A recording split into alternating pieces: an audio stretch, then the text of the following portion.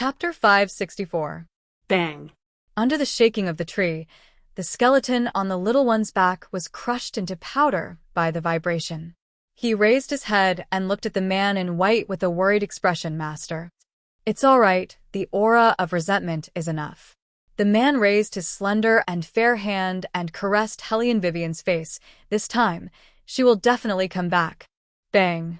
Another sound was heard, but this time, it was the coffin beside the man in white that was shattered. The man in white's dark pupils shrunk and his fingers stiffened as he looked behind him.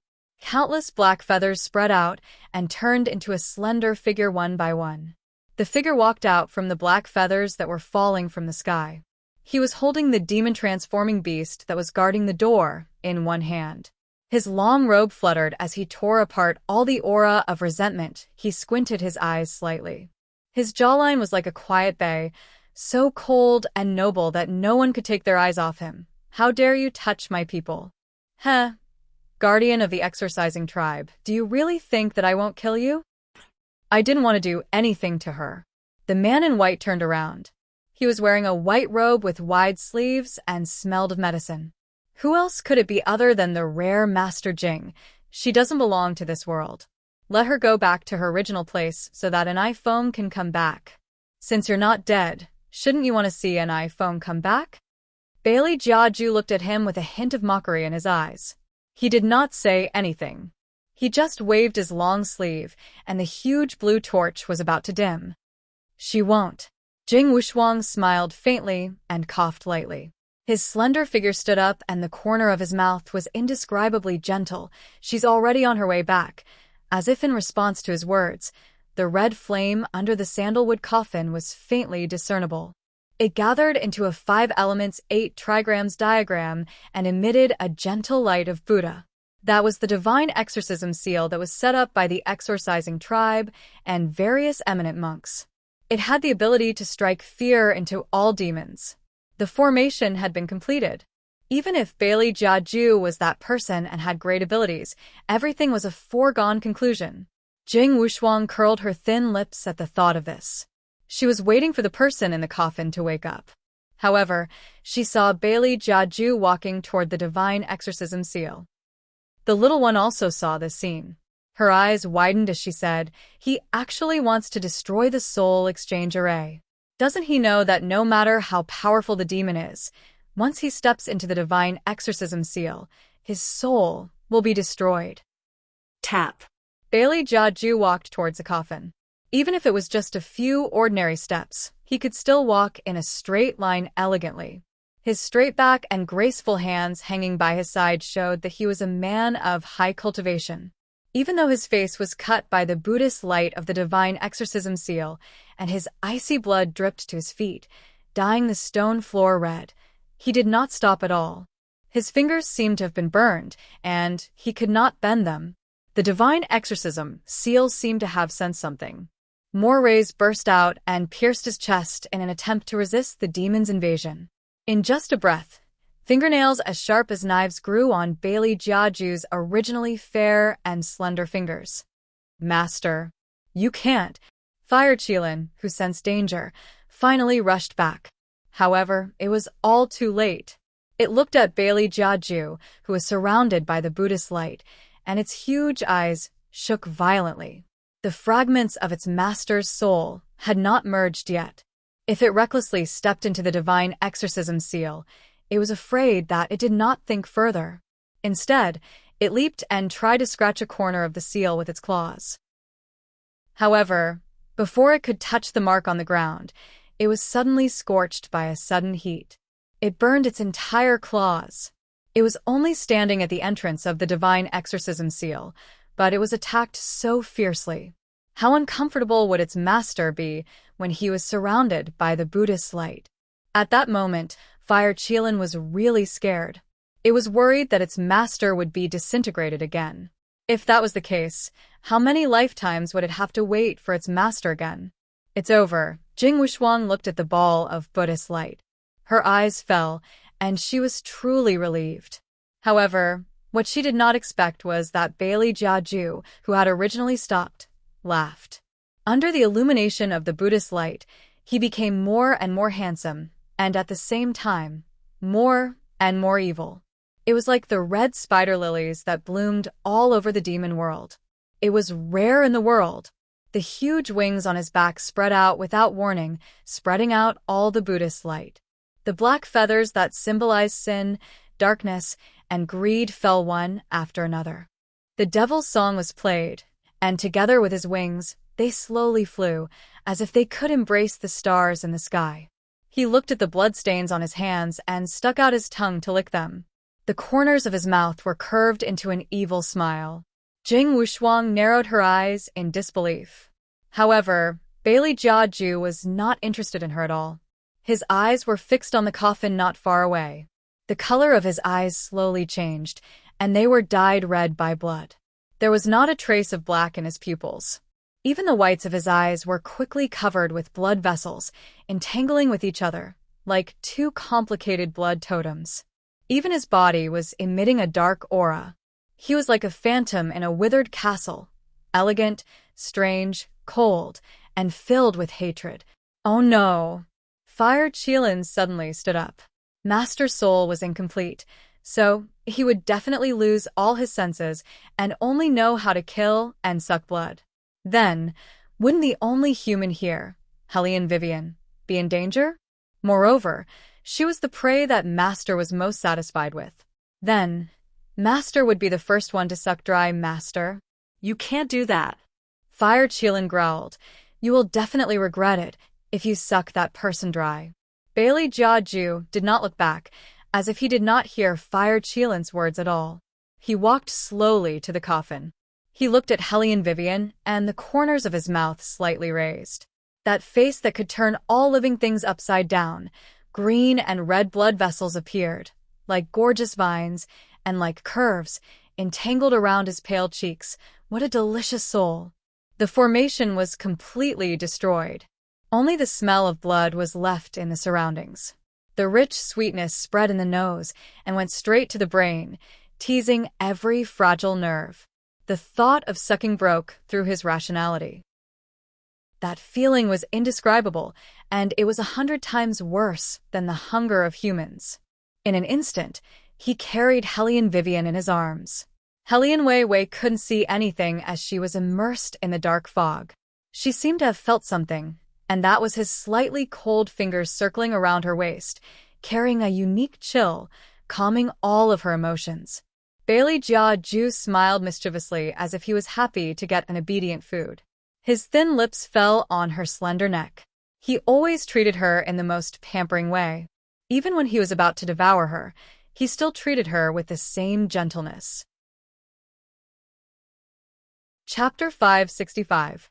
At this moment, Hellion Vivian moved her fingers in the darkness. No, she couldn't just sink to the bottom of the water and do nothing. The rejected figure's expression darkened. What else do you want to do? It's useless. Even if the array is destroyed, you can forget about coming back unless you agree to be my shadow. Be your shadow? Hellion Vivian widened her eyes. They were like the brightest stars, emitting a cold light. Every word that came out of her mouth seemed to have been quenched in ice. Why should I? No one could be her master. She was who she was.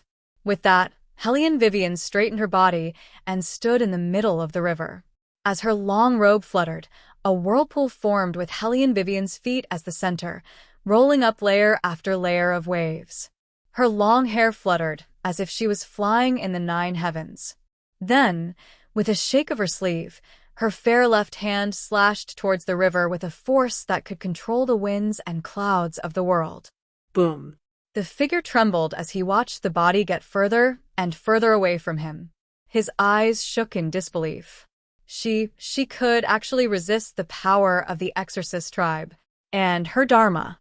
That was clearly the Dharma that appeared when the Buddha descended into the blood sea and saved thousands of demonic souls. This woman, who exactly is she? The raging waves engulfed the figure's pale face, as if something had cracked in the river. With a splash, the river receded, and the torch was extinguished. The Ligaju, who was about to suck, paused with his long, narrow, and indifferent blood-red eyes. He lowered his eyes and looked at the little thing in his arms. Inexplicably, he wanted to see what she looked like when she opened her eyes. If that was the case, wouldn't it be more delicious to suck? He had never liked dead things.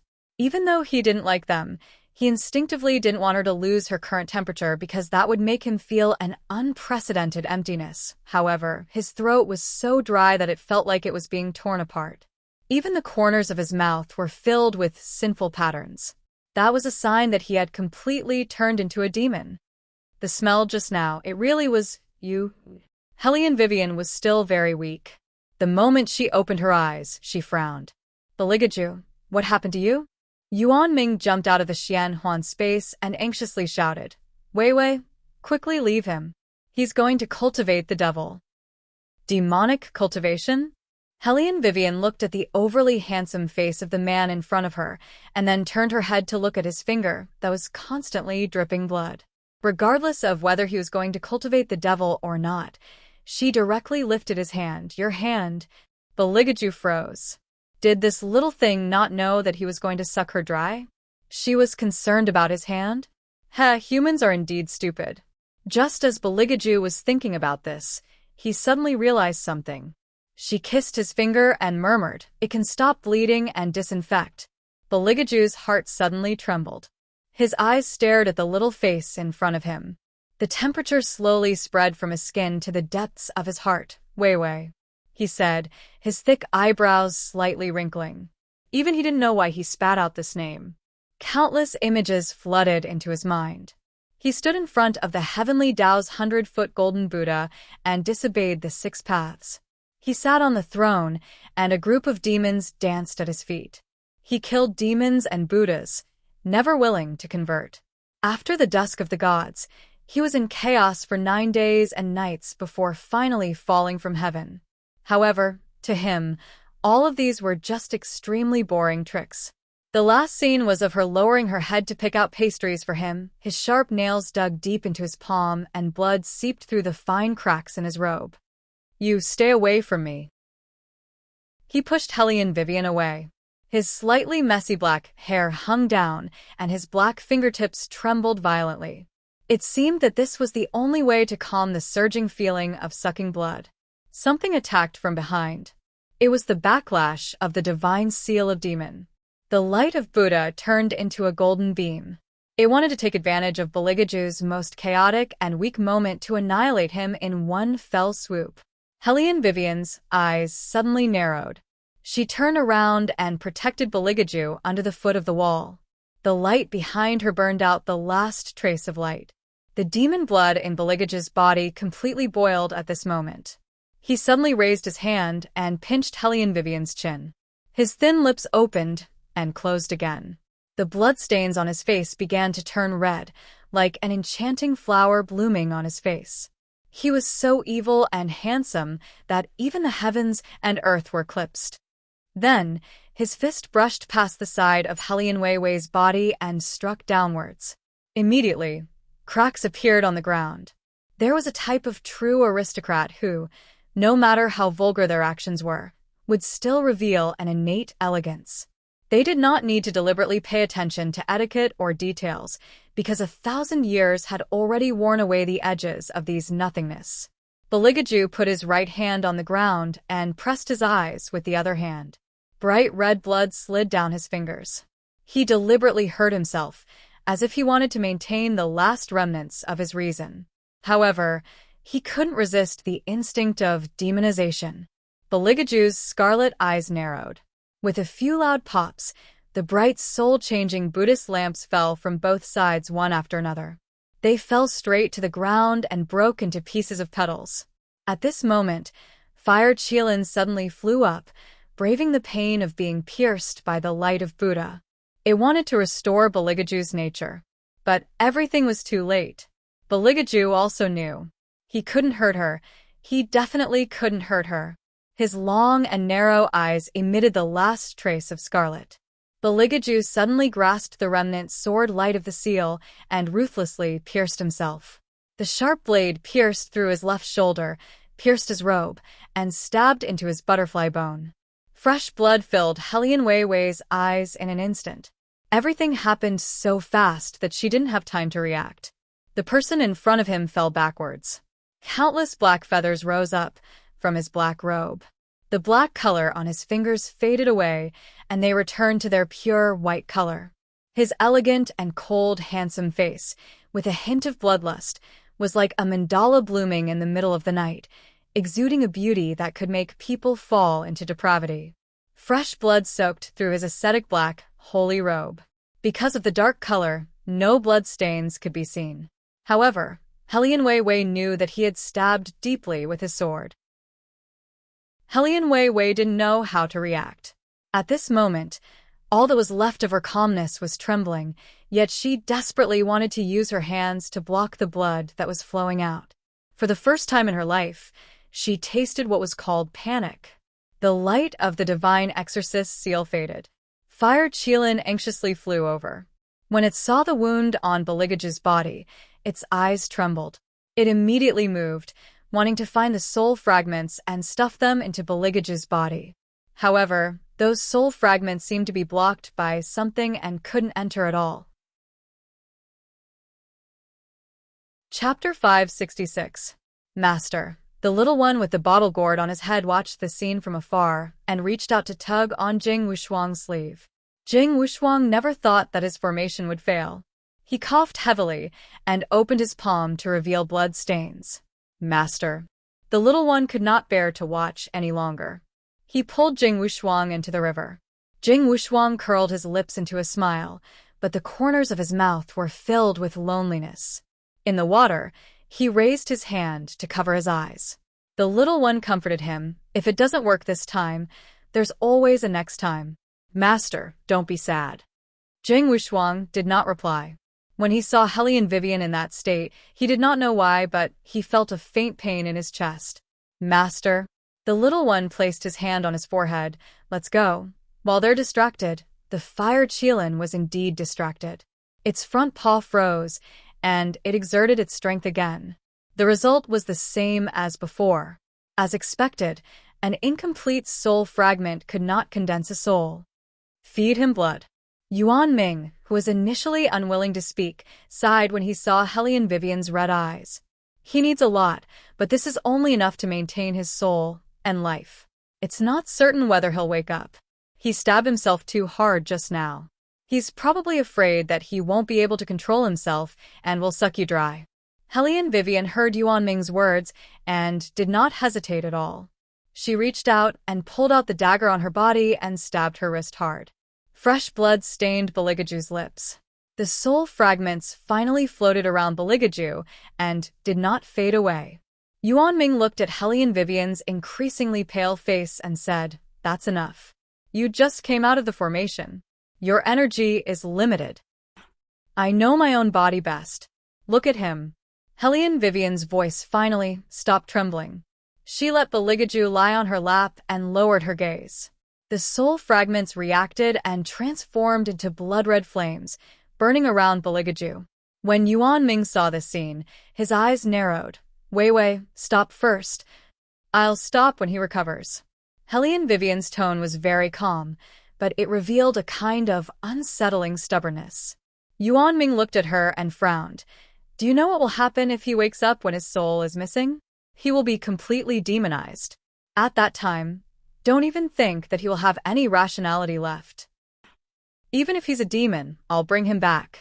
Helian Wei suddenly raised her eyes. The deep red color of blood still remained in her eyes, carrying the arrogance of killing Buddha if Buddha blocked her way.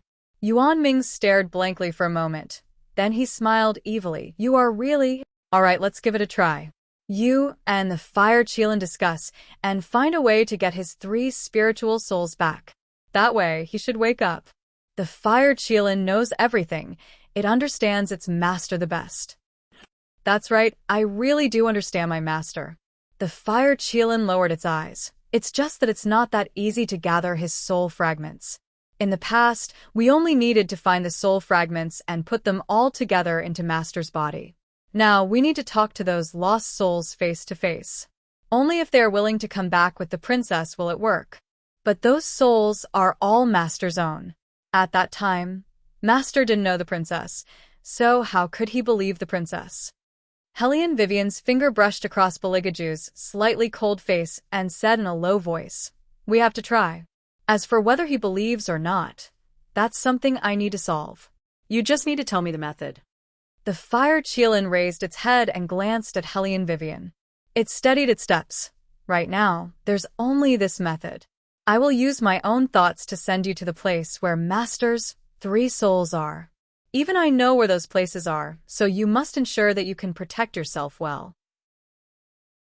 Moreover, you must rush back within 49 days.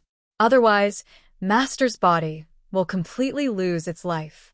In these 49 days, I will guard by Master's side and prevent the souls around him from being destroyed, as well as the demons who try to open the seal. The reason why the capital is so quiet is because Master is here. Now that Master's breath is weak, the originally weak barrier will have a bigger hole and more demons will flood into the capital. Master's body is the fastest evolving sacred object for them, so it must be guarded by me and the Azure Dragon together. After you set off, I will immediately go to White Academy and place Master's body at the bottom of the Azure Dragon Lake.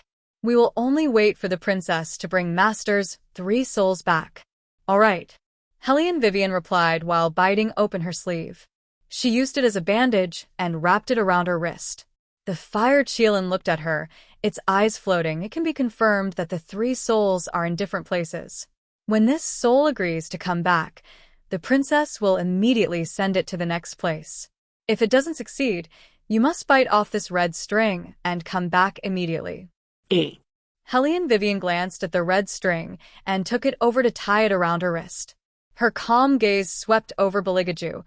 Only then did it have a slight change. The fire Qilin continued, "This time, you can only go by yourself. When you reach that place, the demon's messenger and spirit beasts by your side will disappear, so you must be careful." All right. Hellion Vivian put down her long sleeve. The corner of her eyes was still stained with blood. Seeing her like this, the fire Qilin added, "There's one thing that the princess must pay attention to." What is it? Hellion Vivian listened attentively. The fire Qilin lowered its voice. "It's very likely that the master will bewitch you to stay in the place you go. You must remember that it's not the complete master. Once you agree to stay, the master will never wake up, and the place you go to will no longer exist." Hearing this, Hellion Vivian paused and said, "I know. Princess Consort, you must remember this." The fire Qilin repeated and then said, "And the place you go can't all be perfect. According to the master's thoughts." Before the fire Qilin could finish, Hellion Vivian interrupted. "According to his thoughts, the soul will be in different stages, right?" Yes. The fire Qilin finally relaxed a little. Since the princess knows, then it's easy. What I want to say is that the master may show different personalities. When the time comes, Hellion Vivian said, "When the time comes, I'll naturally solve it." He liked to be flattered. When he saw dishes he didn't like, his pale thin lips would be pressed into a line. For Hellion Vivian, no matter what kind of personality it was still him.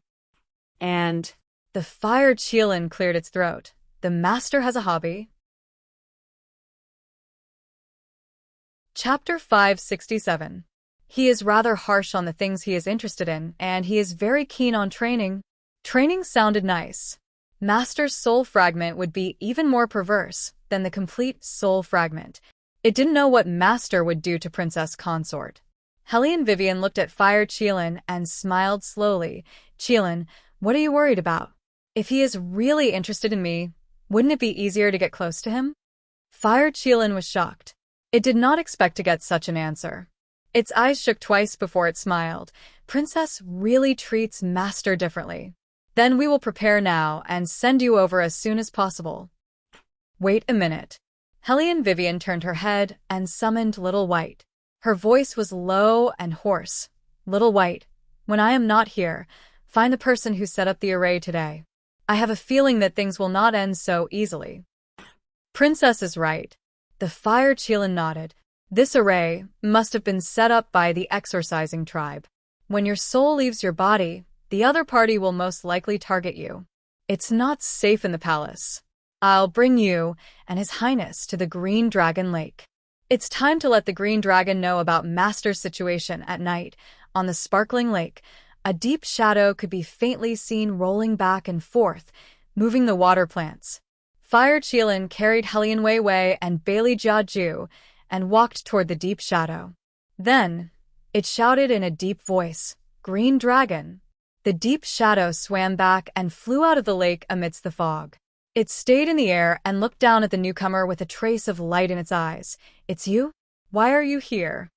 It had disappeared during the Great War back then. Green Dragon always thought that Fire Qilin betrayed their master. Now that it saw it, its attitude was naturally not good. Its whole face was filled with violence. "I don't care why you are here. Since you want to die, I will fulfill your wish." Green Dragon raised its dragon claw and was about to land. However, he was stopped by Helian Wei Wei's indifferent voice. "Green Dragon, haven't you been waiting for your master? Now that he has appeared, why can't you recognize him?" Master? The Azure Dragon's large eyes shook violently. Its white dragon whiskers moved slightly. It suddenly focused its gaze and looked towards the black-clothed man in Helian Vivian's arms. It was a face that could not be described with words. His facial features were elegant and restrained. Even if his eyes were closed, he was still so perfect that the sun and moon would avoid him and the galaxy would shatter. Azure Dragon almost forgot to breathe, and his voice trembled. "It's really Master. It's really Master. But what's going on?" As it spoke, it suddenly turned its head and looked at the Fire Qilin. How did Master become like this? Where did the Buddha's aura come from? The Fire Qilin said in a steady voice, "It's a long story. Now that Master's soul is incomplete, it's very likely that he will fall again and disappear without a trace. We have to find all of his souls." You already knew that Master was still alive. The Azure Dragon listened to its words and raised its dragon whiskers. The Fire Qilin nodded. "When Master was betrayed, I felt that something was wrong. When the divine exorcism seal descended on the world, I began to look for clues about Master's reincarnation. That's why I didn't appear in the palace at that time. All I know is that you were trapped in the Green Dragon Lake and the sky-devouring beast was nowhere to be found." The sky-devouring beast was beaten until its soul was scattered. The Azure Dragon lowered its eyes and swept its gaze across Baligaju's face.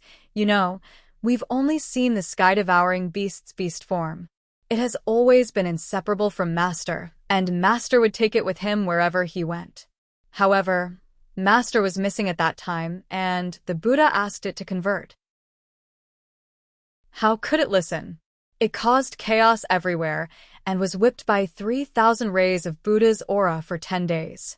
In the end, it couldn't resist and turned into ashes." The Fire Qilin closed its eyes and shook its head. "No, I feel that the sky-devouring beast is still there. When Master subdued the sky-devouring beast, he gave it his blood. As long as Master is there, the sky-devouring beast will always be there. We have to help Master recover as soon as possible. What should I do?" It was recorded in the history books that the Azure Dragon and the Qilin, one was water and the other was fire. They had always been incompatible. When they met, they would definitely fight to the death, and the earth would collapse and the mountains would shake. But no one knew. For their master, they could be more united than any other beast. Especially the pair of divine beasts, the Azure Dragon and the Qilin. "I'll be in charge of the periphery, and you'll be in charge of suppressing the entire lake." The Fire Qilin raised its eyes and glanced at the sky that was about to brighten. "It's fine during the day, but once it's night, there will definitely be demons coming out of the hole. I'll try my best to hide Master's aura, but you know that Master's blood is not so easy to hide. I can only hold on for 30 days at most. After 30 days, those demons should find out where Master's body is. When that time comes, we'll have to fight a tough battle. You'll be in charge of looking after the Princess Consort and Master's body. No matter what happens, don't leave this lake.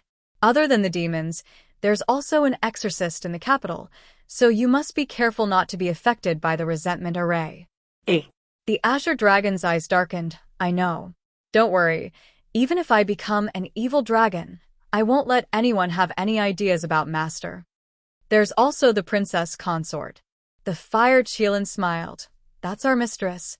For the first time, the Fire Qilin acknowledged Hellion Vivian in front of her. It knew better than anyone else that if there was no Hellion Vivian today, Master would have completely turned into a demon. He would have turned into a walking corpse that only knew how to kill and drink blood. Moreover, it was afraid that there wouldn't be a second person who would block the 32 rays of Buddha's light for Master without hesitation, and then cut her own wrist to feed Master her blood. The Fire Qilin raised its eyes and bowed to Hellion Vivian. Its attitude was so respectful that the Azure Dragon couldn't help but take another look at Hellion Vivian. Previously, when Hellion Vivian unlocked its iron chains, the Azure Dragon felt that this human was different from the ones it had seen before. Now that it heard the Fire Qilin's words, it was even more surprised. This was because it had never thought that its master, who had never been interested in women, would truly regard a woman as their mistress. But since the Fire Qilin said so, then she must be different to its master. All right, it's getting late. Hellion Vivian opened her mouth and interrupted the Azure Dragon's thoughts. Her fingers traced the side of Beligaju's perfect face. She leaned forward slightly and kissed his pale thin lips. Then, she stood up and continued, "Let's start now. Qilin, send me to where he is." Chapter 568. Okay. Fire Qilin nodded and stomped heavily on the ground with its thick claws. Clouds rose, and around Beligaju and Hellion Vivian, complicated marks appeared. The shape of those marks was like a 5-pointed star, and Hellion Vivian was standing in the center. Dawn broke in the east, and the first rays of the morning sun shone on Hellion Vivian's body. The light rays rapidly gathered at a speed visible to the naked eye until they wrapped around Hellion Vivian's entire body. Only then did the light and heat gradually fade away. After an unknown period of time, Hellion Vivian suddenly opened her eyes.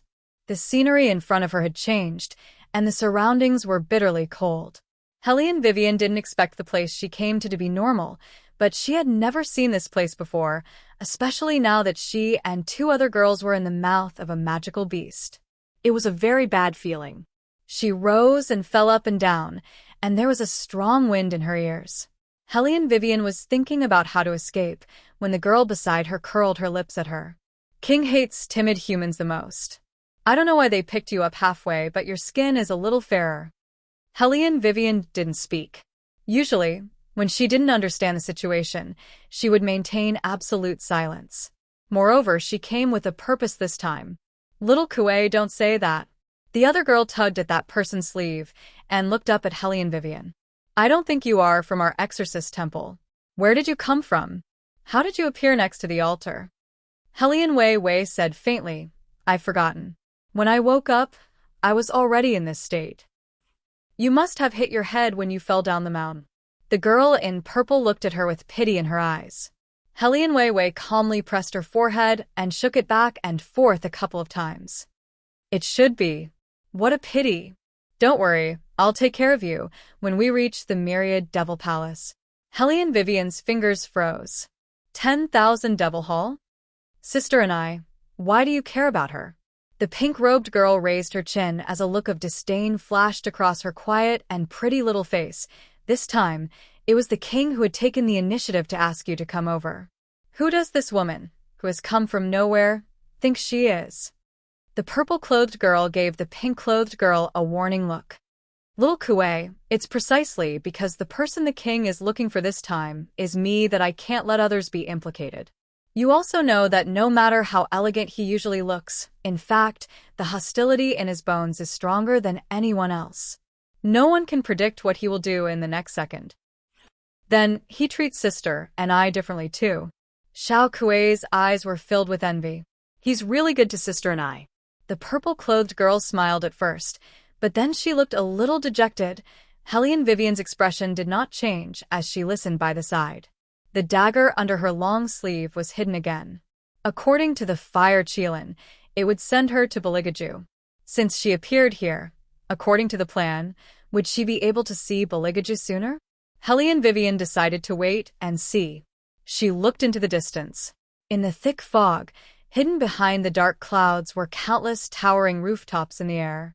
It was bustling but cold. The huge holy temple stood majestically at the foot of the volcano. It meandered to the bank of the Solo River. No sunlight could shine in there as the thick fog covered everything. Hellion Vivian could not see its full appearance. She could only see a sea of flowers in full swing, drifting on the dark river. It was indescribably beautiful. Floating above were souls that could not ascend to heaven. It was like a cloud, making Hellion Vivian unable to move her eyes away for a moment. Xiao Kuei sneered. Sister and I, look at her. She really looks like a country bumpkin who has never seen the world. She hasn't even seen the sticks. The sticks? Hellion Vivian's eyes narrowed dangerously. The bottom of her eyes was like an ancient well. She had read about it in a book before. There was a river in this world. Countless red spider lilies spread on its banks. Everyone said that it symbolized misfortune and despair. Even so, it could not resist people's yearning for it. It grew in the places where souls were the most concentrated. When the breeze blew, one could hear a faint song. That was the singing of the mermaids. They slept at the bottom of the river, summoning souls. Don't think that the mermaids here were beautiful things. Yes, they were very beautiful. They had the most ethereal voices and clean faces in the world. When they looked into your eyes, you could not help but agree to anything they wanted. However, when you agreed, they would show their sharp teeth and quickly drag you to the deepest part of the river. They would gnaw on you until there was nothing left. There were too many legends about the sticks. But what really concerned Hellion Vivian was that this river could only be seen in the demon world and hell. Obviously, this was not hell since it was not hell. It could only be the free demon world. She actually came to the demon world. Hellion Vivian resisted the urge to hold her forehead. Looking at the gradually approaching hull, a glimmer of light flashed through her long and narrow eyes. The pandemonium was shining brightly. But no matter how beautiful it was, it could never bathe in the sun. Those lights were illusions created by a huge amount of magic power. Black feathers rose. Countless flames bloomed into huge fireworks. Thousands of demons rejoiced. Big birds flew across, shuttling back and forth in the fireworks. They raised their heads and chirped, celebrating in their own way. The fireworks grew bigger and bigger, filling the sky. When Hellion Vivian saw this scene, only one sentence appeared in her mind. 80 miles below, the yellow springs blue sky, the flowers of the other shore bloom. Slap. She was thrown to the ground by the demonic beast like a package. Fortunately, the ground was covered with a wine-red carpet, so it did not hurt when she fell. Instead, it was very soft. Along with her, the two girls were also thrown to the ground. The girl in purple had an indescribable expression on her face. On the other hand, the one called Xiao Kuei seemed to be very happy. The smile on her face was very obvious. She crossed her arms and looked down at Hellion Vivian on the ground. Her thin lips had a mocking expression. Sister and I, look at her. Did she become stupid from the fall? Or is she scared stiff? Xiao Kuei. The young lady in purple turned her head around and glanced at her warningly. However, it wasn't very sincere. After all, Wei Wei was merely a stranger to her. She'd only take care of her a bit when she was able to take care of her. Hellion Vivian could see through the thoughts of these two girls. They were probably born in noble families.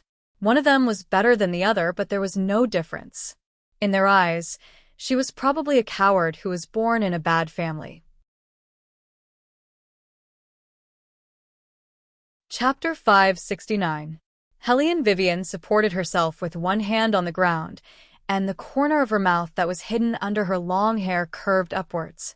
She did not argue with Xiao Kuei and only brushed her clothes with a calm expression.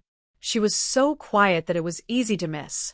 Xiao Kuei saw that she did not resist, and suddenly felt that it was meaningless. She turned around and said excitedly, Sister and I, we will see the king in a while, and he will definitely make you stay. Then the problem that the tribe leaders are worried about will be solved. As she spoke, she glanced at Hellion Wei Wei again, as if she was looking at a servant. But you must be careful of a certain someone. Of all the times to appear, why did he have to wait until the sacrificial ceremony? He obviously has something in mind. Hellion Vivian did not care about what she meant, and tried to summon Yuan Ming. Just like what Fire Qilin said, it was useless. Yuan Ming was not here, and Hellion Vivian did not know much about the demon world, so she just lowered her eyes and touched the red string on her wrist. No matter what, this string must not be broken. Hey, you. Stand behind me. Xiao Kuei sneered. Do you know the rules? Do you know that if it wasn't for someone wanting to see Sister and I, you wouldn't even have the chance to come to the pandemonium, and you still have the wishful thinking that you will be chosen? What a joke. Let me give you a piece of advice. If I were you, I would say something nice to Sister and I right now. Maybe you'll be treated gently by the king and be rewarded to his subordinates. Otherwise, you will die a horrible death later. Hellion Vivian looked at her indifferently. That's because your sister and I is powerful. What does it have to do with you? I think you are the one who wants to use your sister and I to climb up, right? Who is your target? That king? You. Hellion Weiwei's words exposed the most embarrassing part of Xiao Kuei's heart. She did have her own plans for this trip, but she still had to put up with elder sister and I on the surface. Hellion Vivian did not have the interest to argue with her, and what she needed to do now was to find the soul fragment of His Highness. Just as she lowered her head in thought, the stone door in front of her was pushed open by a red-haired man. The man's lips curled into a sinister smile. This time, Wang Ying should like the prey. Boss, you really have a good eye. The demonic beast knelt down respectfully with its paws. One of them was seen by King Jing when he went to the human world. Then bring them in. The man let out a long sigh. His Majesty hasn't been in a good mood recently. Tell them to be careful. You know that His Majesty hates being touched the most. The magical beast hurriedly said, Boss, don't worry. These 3 people know the rules very well. Very good, follow me, the man said. The entire stone door seemed to have a reaction as it rose high up in the air. At this moment, the 10,000 Demons Hall finally revealed its true form. The floating stone palace was filled with blooming roses. Compared to the carnival that he had imagined, this place had a classical tranquility.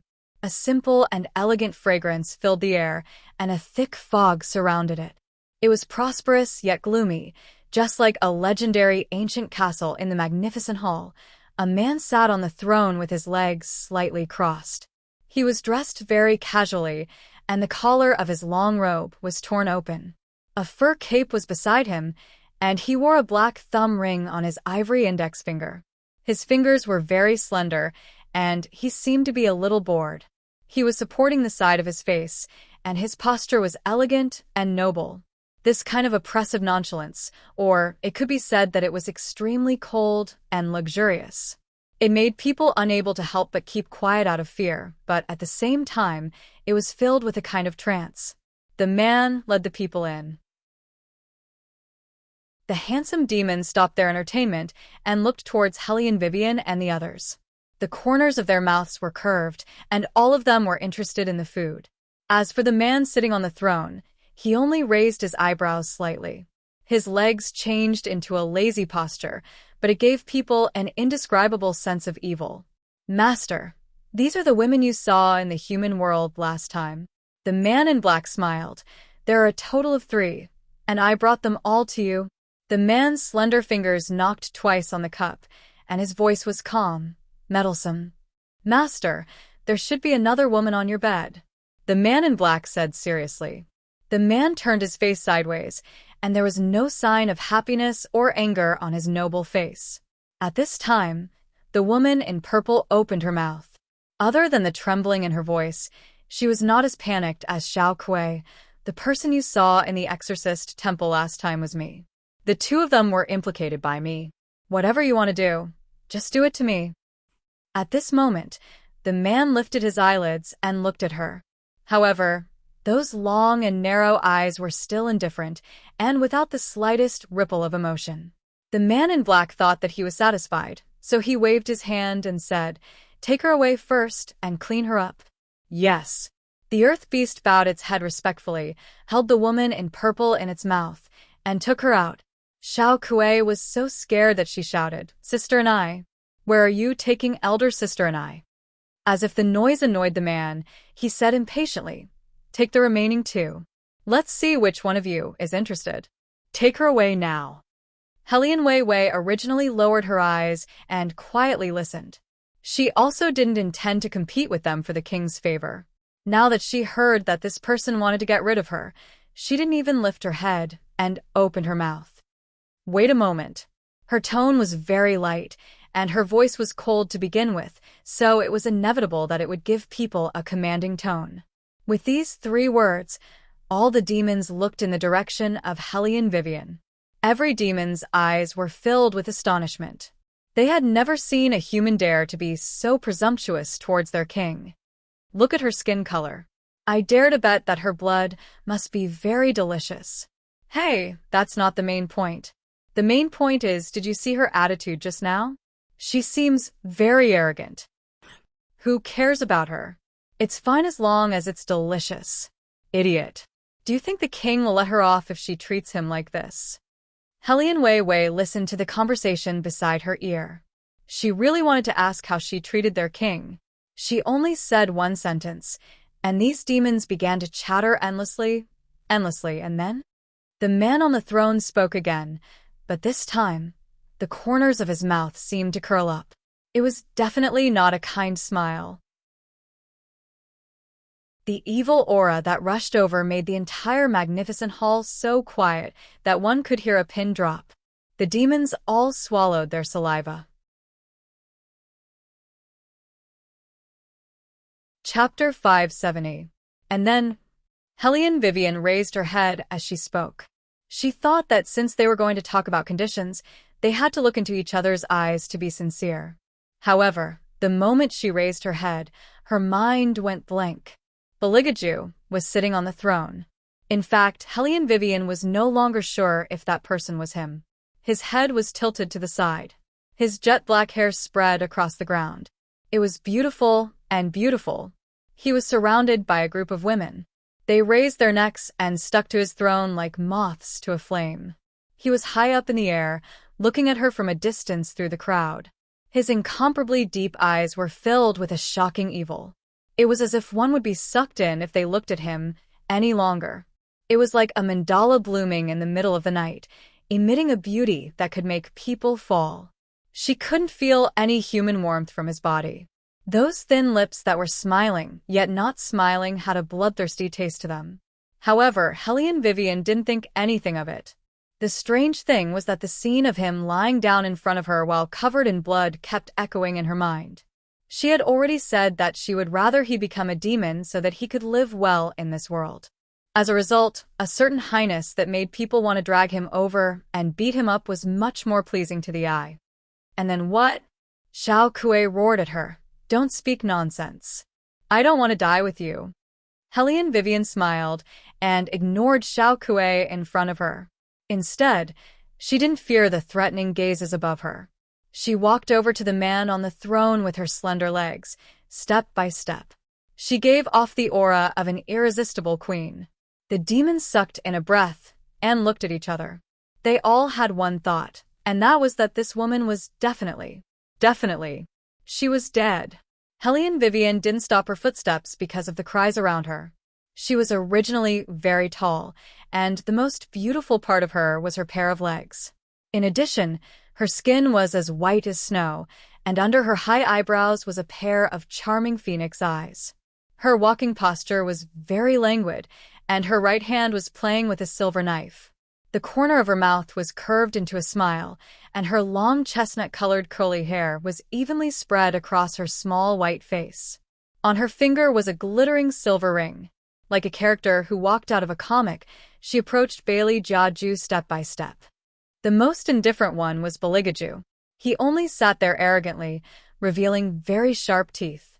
There was a trace of blood at the corner of his mouth, giving off a seductive aura of abstinence. When Helian Vivian walked closer, he finally smiled, but that smile didn't reach his eyes.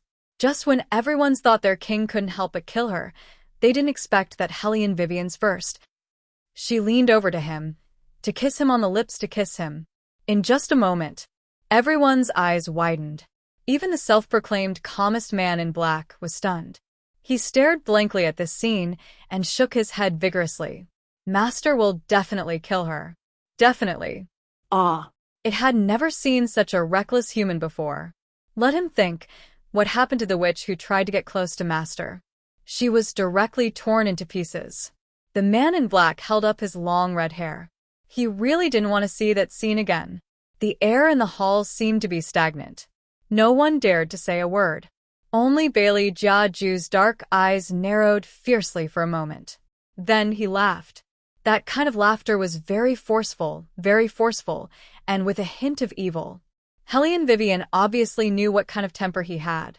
He probably couldn't wait to pick up the things next to him and chop her to death. However, she couldn't care less. When it was necessary, she had to announce that she owned the copyright. But Hellion Vivian also knew that she couldn't go too far. Just as she was about to take back her hand, the other party suddenly pressed down on the back of her head. His thin lips were on her, but he didn't kiss her. He just laughed coldly. The familiar cold sandalwood scent lingered at the tip of her nose. Hellion Vivian knew that at this time, she had to appease him. She smiled at him. Then I want to say, I like you. Why don't you come with me? Seeing you, this king understands the two words that you humans often say. The man emptied a hand and gently stroked her slender neck. Hellion Vivian never thought that his attitude would be so good. She immediately became happy. What two words? Courting death. Beligaju turned his face to the side with an evil smile. His voice slowly slid past her ear. Hellion Vivian paused. She thought that this person was really good. Even after changing personalities, he still had such a poisonous tongue. Beligaju looked at her.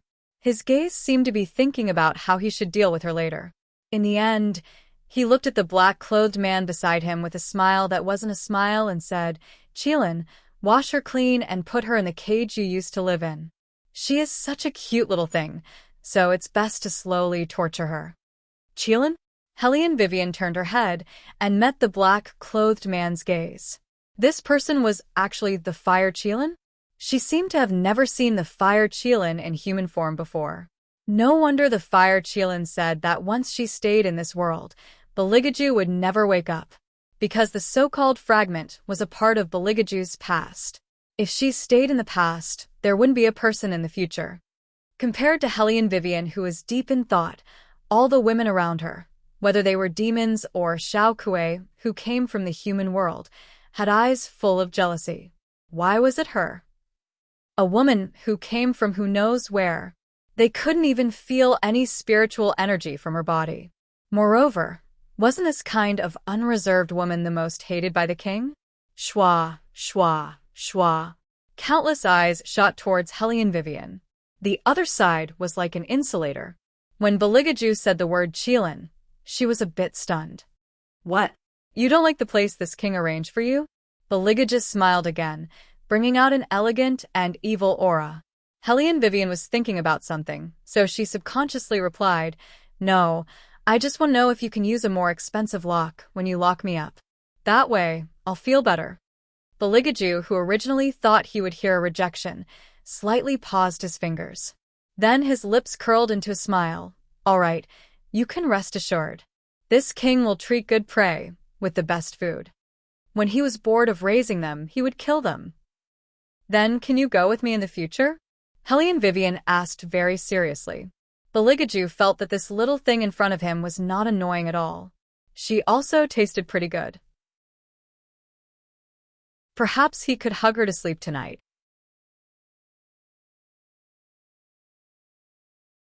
Chapter 571.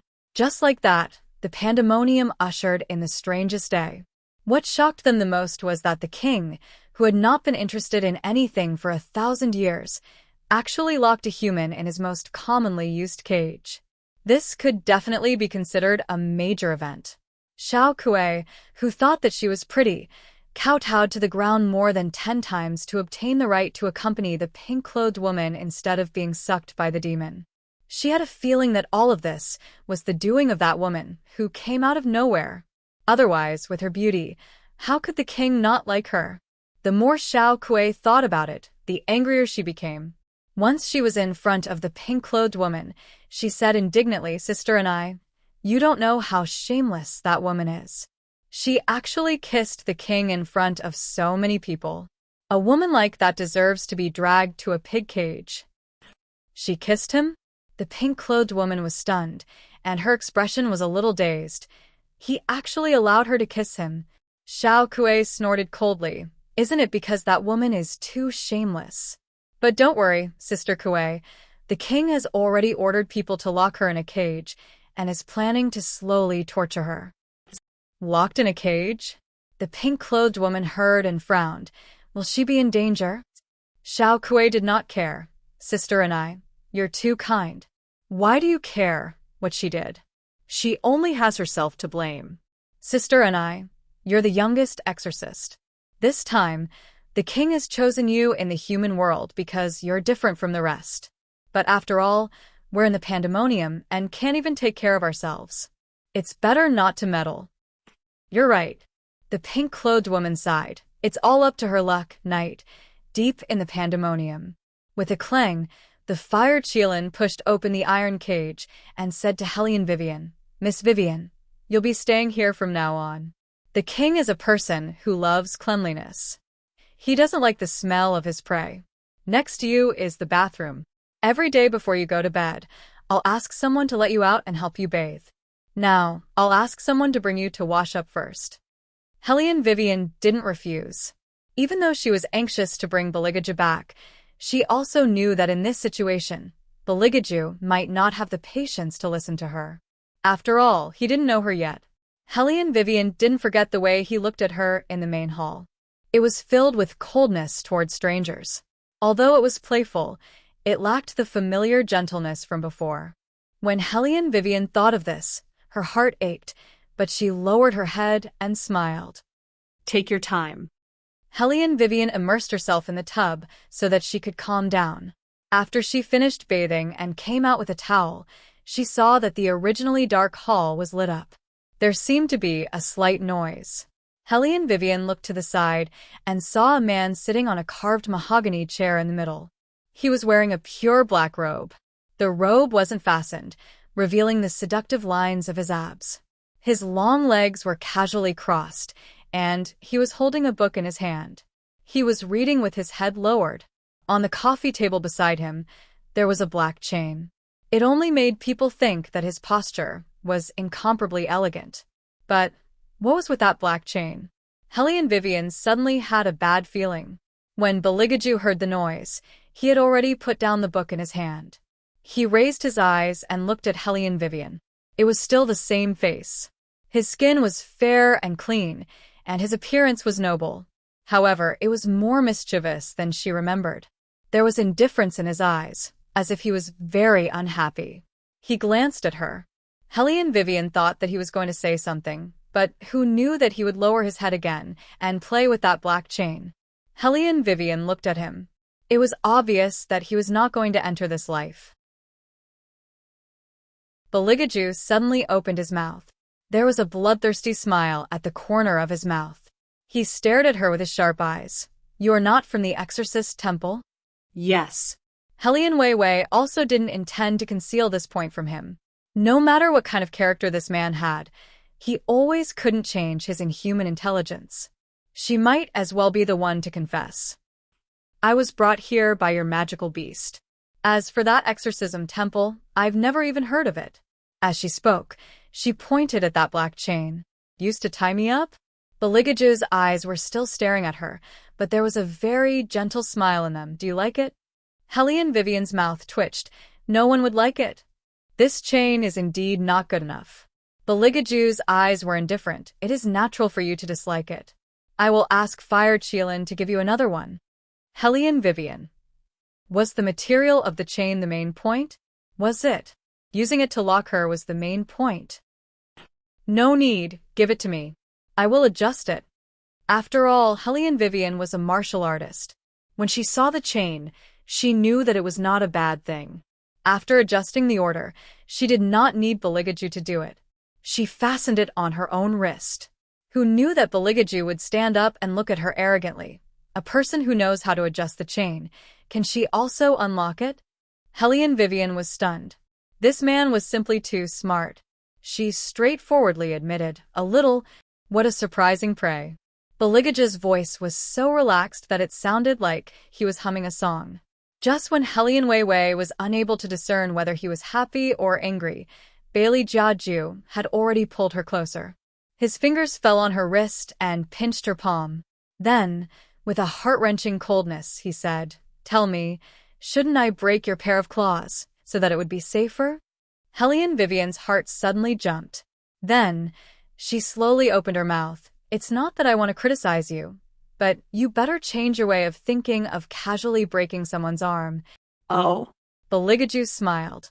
His voice was low and deep, making people's ears slightly itch. "Don't worry, my skills are very good.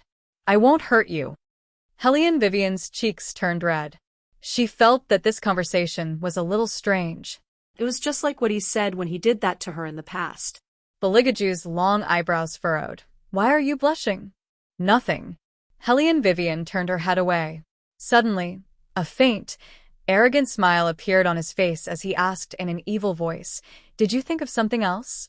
Hellion Vivian's face became even hotter, but she quickly understood. With a certain highness's EQ, he would not think in that direction. As expected, Beligaju spoke again. "Humans have always been afraid of small things and pain, I know." Hellion Vivian really wanted to say that he knew nothing, but when she saw a certain highness like this, she still wanted to laugh. His EQ was so low.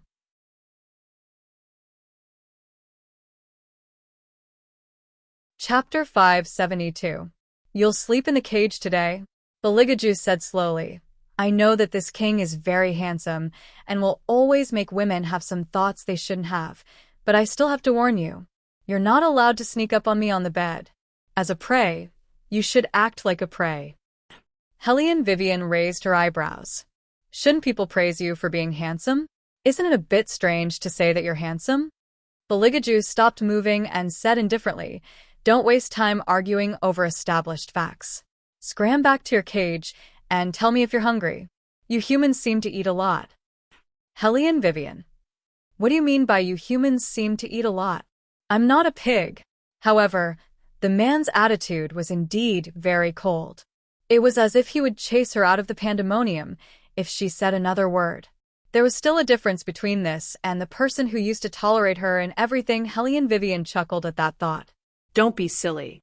Instead of always thinking about the past, why don't you think about how to take down this completely inhumane Beligaju?" Fortunately, Hellion Vivian's cage was placed on the side of Beligaju's bed. According to Beligaju, domestic prey should be placed where he could see it so that he could play with it at any time. "Raise your claws." Beligaju, whose hair was still wet, walked over and bent down to reach out his hand to Hellion Vivian in the cage. Hellion Vivian slept very comfortably. The blanket in the cage was really warm and thick. She looked up in a daze. "What are you doing? Shouldn't a prey say goodnight to its master?" Beligaju's lips curled up, but it didn't feel like he was smiling at all. Hellion Vivian looked at him and raised her hand. Beligaju was satisfied. He took her hand and squeezed it. "Very good. Don't snore when you sleep. I don't like noise around me. Got it?" Hellion Vivian felt a little helpless when she saw him instructing her, just like how she had instructed her Tibetan Mastiff. Bailey Jiaju stroked her head and was surprised to find that it felt good. He narrowed his eyes and said, "Also, you can run away, but I'm not sure if I'll kill you directly if I'm in a bad mood." Hellion Vivian. "Who would dare to run away if you put it that way?" "All right, come here. Benwan will help you take off your clothes. Go to sleep." Beligaju's tone was very light, so light that it made people mistakenly think that he was just talking about eating youtiao for breakfast the next day. Hellion Vivian looked up at him. "I'm a woman. Men and women shouldn't touch each other." Beligaju lowered his voice. "I'll say it again. Come here." "No, when it comes to undressing, I'll do it myself," Hellion Weiwei insisted. Bailey Jiaju laughed mockingly and said, "It's your ridiculous sense of honor and disgrace that's causing mischief." Hellion Vivian. "Don't be so racist." Don't worry, Ben Wang isn't interested in you, Beligaju said as he trapped her in a corner of the cage. But it's Ben Wang's pleasure to take off the clothes of his prey. Hellion Vivian chuckled. You really have a lot of inhumane interests. How many prey have you taken off their clothes for? None. Beligaju lowered his eyes and pushed her clothes away with his slender fingers. Ben Wang has only shaved the sky-swallowing beast. I think the principle is the same. Hellion Vivian. Only you would treat taking off someone's clothes and shaving an animal's fur as the same thing. You don't look too happy. Beligaju's voice deepened. He poked her face with his finger and said in a lecturing tone, You can't show your emotions to your master. Hellion Vivian didn't have anything else to say. She could almost see her life as a prey in the future. This won't do. If I wanted to go back with me, just being a prey isn't enough. The man's familiar sandalwood scent wafted over.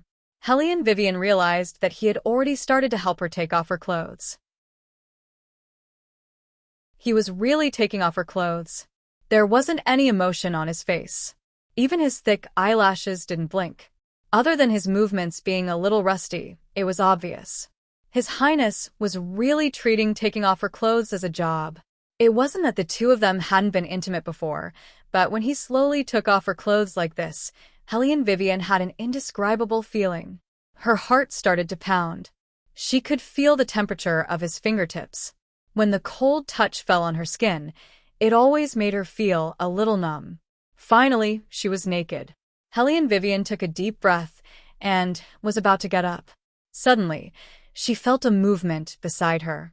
Beligaju had already pressed her down. His fingers slowly stroked her fair skin. He propped one hand on the side of her head and looked down at her. This sudden action made Hellion Vivian's heart skip a beat. He was right above her. His upper body was slanted. The gentle light shone into his eyes, making his eyebrows look even more noble. Under his straight nose, his pale thin lips opened slightly. His voice was deep and magnetic. Sleep with me tonight.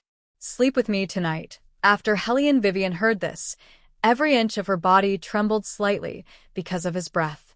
If he was really interested in her, it should be easier to let him go back. However, Beligaju's next words were, This prince doesn't like cold things. You're very warm, so hugging you to sleep should be very comfortable. Hellion Vivian. So she was also acting as a hug pillow? Her heart raced just now, but it was completely meaningless. In a certain prince's eyes, she was definitely in existence similar to a cat or a dog. They were of different species, so what was there to talk about interests? Hellion Vivian let out a long sigh. Sure enough, she was overthinking things.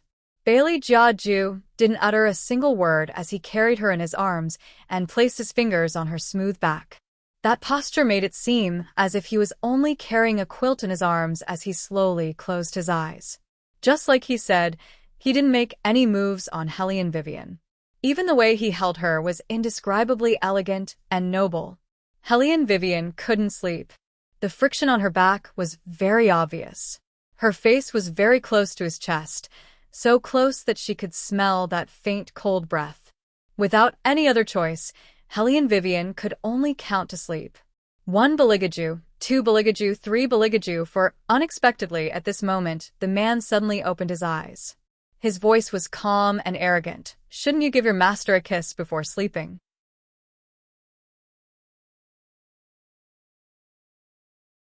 Chapter 573. Hellion Vivian blushed. Kissing before sleeping isn't a greeting between a master and their prey. It's something that only couples do. Beligaju lowered his eyes and stared at her for a long while. Hellion Vivian thought that he would say something. She didn't expect him to fall back into a light sleep after saying, I see. Hellion Vivian. Why was she so nervous just now? Now that she knew that His Highness didn't have any thoughts about her, Hellion Vivian's eyes dimmed, and she closed her eyes as well.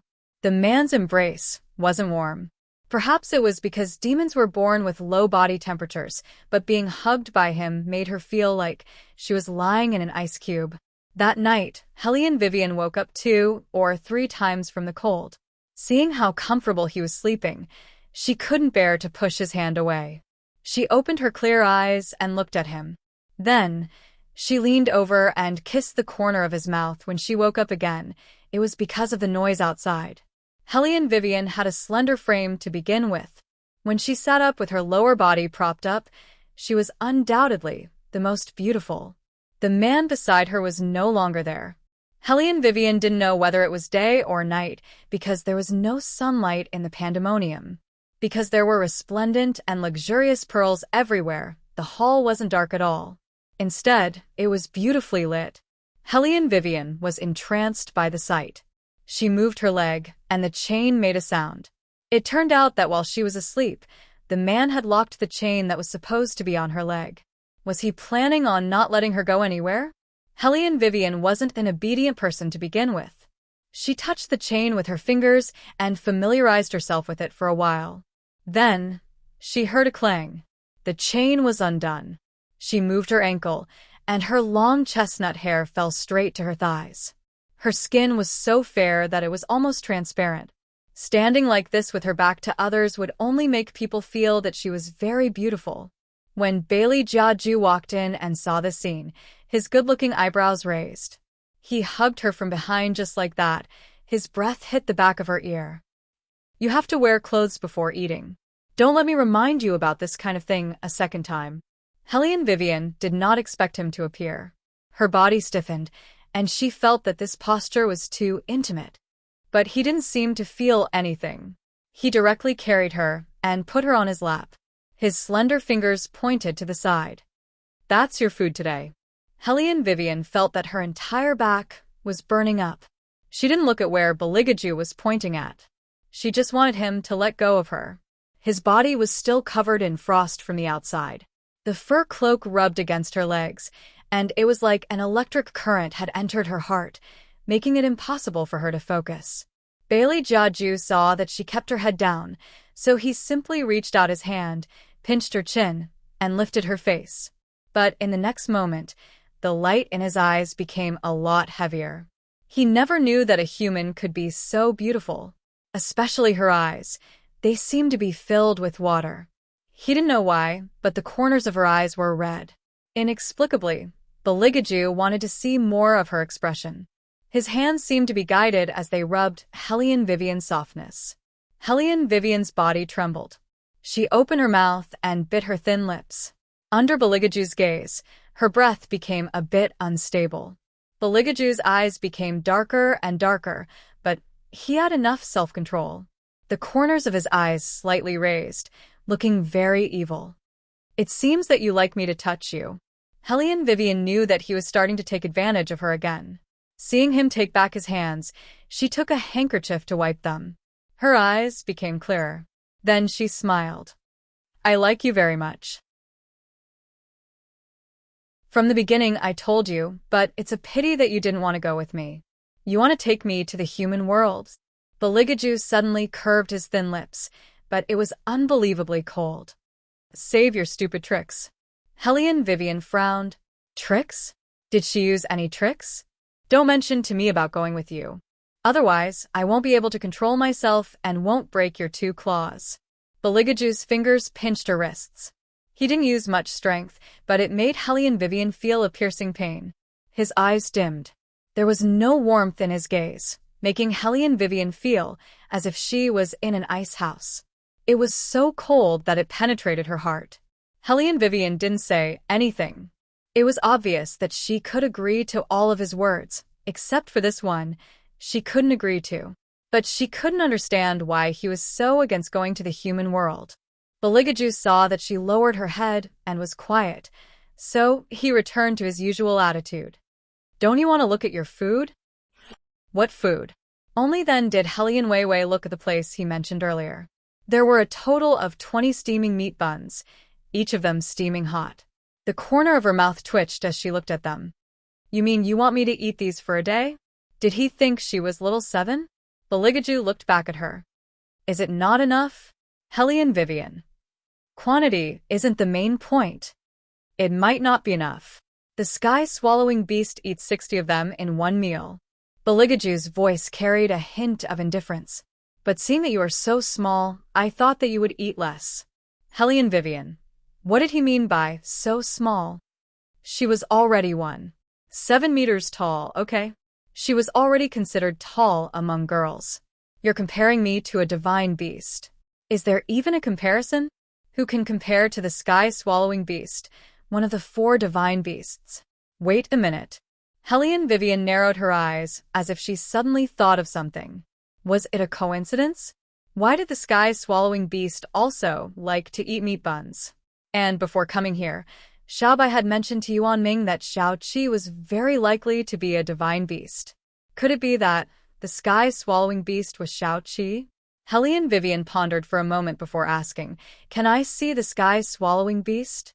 No. Beligaja's voice was very calm. However, Wei Wei realized that he didn't seem to want her to ask this kind of question.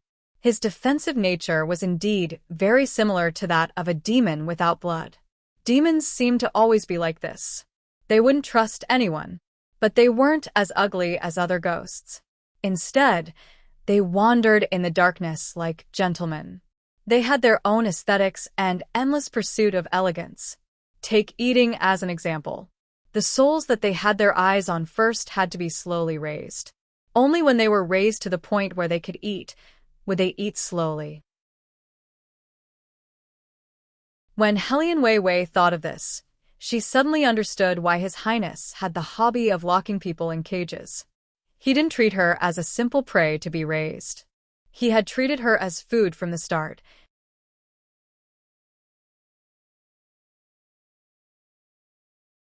Chapter 574.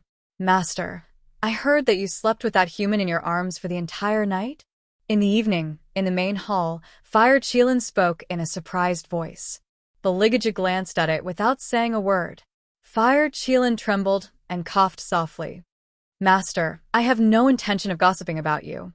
I just feel that your body temperature has always been on the cold side.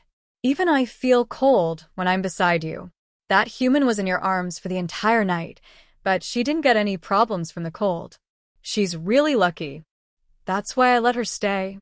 Bailey Jiaju nonchalantly put down the skull in his hand.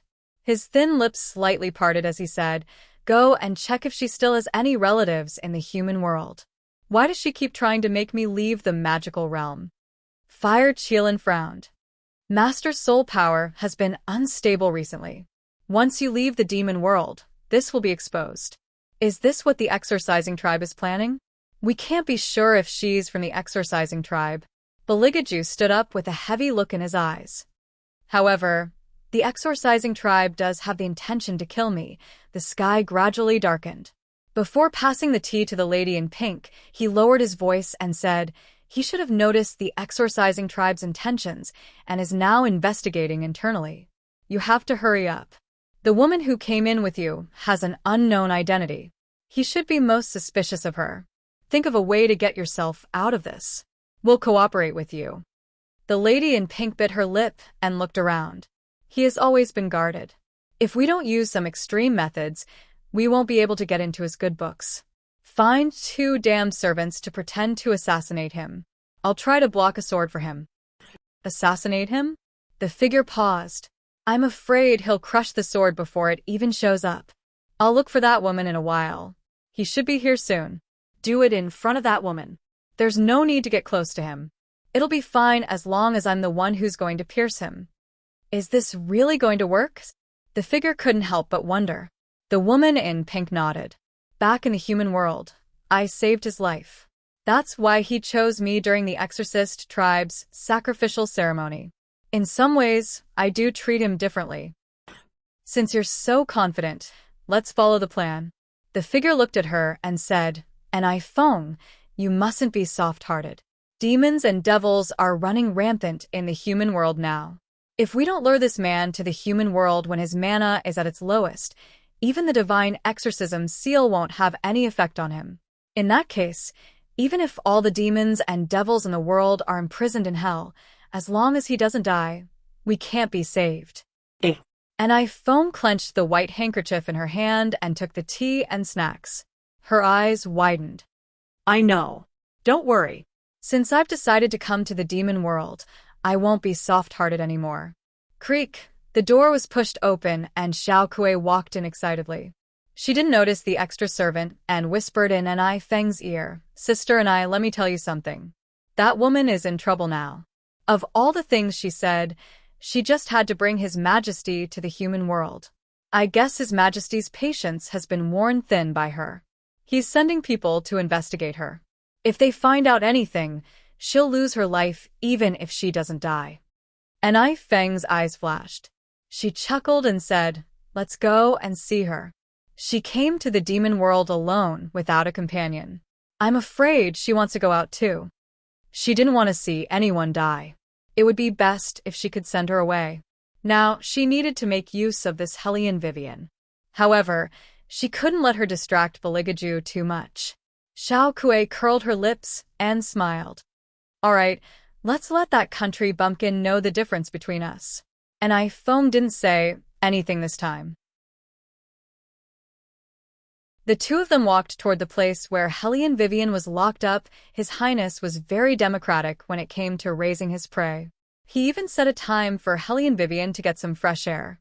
There was a period of time when Hellion Wei Wei was able to move the person and the cage outside to enjoy the scenery. However, Hellion Vivian still had to stay in the cage. Her range of movement was limited. This was nothing to her. However, she was a little anxious about how to bring His Highness back. Hellion Vivian leaned against the cage and looked at the scene in the pandemonium. Her mind was a little scattered. "Sister Anai, you see, some people are really easy to satisfy. Even if you give her a cage, she can still sleep well. She doesn't have any shame at all." Xiao Kuei's disgusted voice came from the left. Hellion Vivian looked at her amusedly. She lazily took a piece of pastry and put it in her mouth, as if she didn't care about her at all. What Xiao Kuei couldn't stand was her attitude. She was obviously a half-baked product. If it wasn't for the magical beast picking her up, she probably wouldn't even have the qualifications to be a sacrifice. She was even worse than a pig or a dog. She didn't even have the slightest bit of respect when she looked at them. Such a person was really infuriating.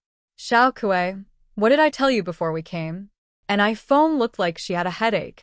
She turned around and scolded Xiao Kuei softly, "Be polite to people." Xiao Kuei was polite this time. However, her eyes were still full of contempt for Hellion Vivian. "Sister and I came to see you out of kindness. If you give up your wishful thinking, we can beg the king to let you go. Now that Sister and I have been arranged to stay in the inner palace, you should understand the difference between how the king treats Sister and I and how he treats you. Sister and I has saved the king before. The king has always doted on her. I advise you to be tactful. When it's time to give in, give in. Don't embarrass yourself too much." Hellion Vivian really didn't know enough about the current Beligaju. Listening to Xiao Kuei's words, she felt like her heart was bitten by a snake. It was very painful. It was not that she believed her words, but she knew that no matter how that person changed, he would treat the person who saved him differently. Xiao Kuei caught a glimpse of the sadness that flashed across Hellion Vivian's face. Xiao Kuei continued, "I think you probably don't know. This time, the king nodded his head and agreed to sacrifice only Sister and I. As the descendant of the exorcising tribe, Sister and I is of noble birth and is a good match for the king.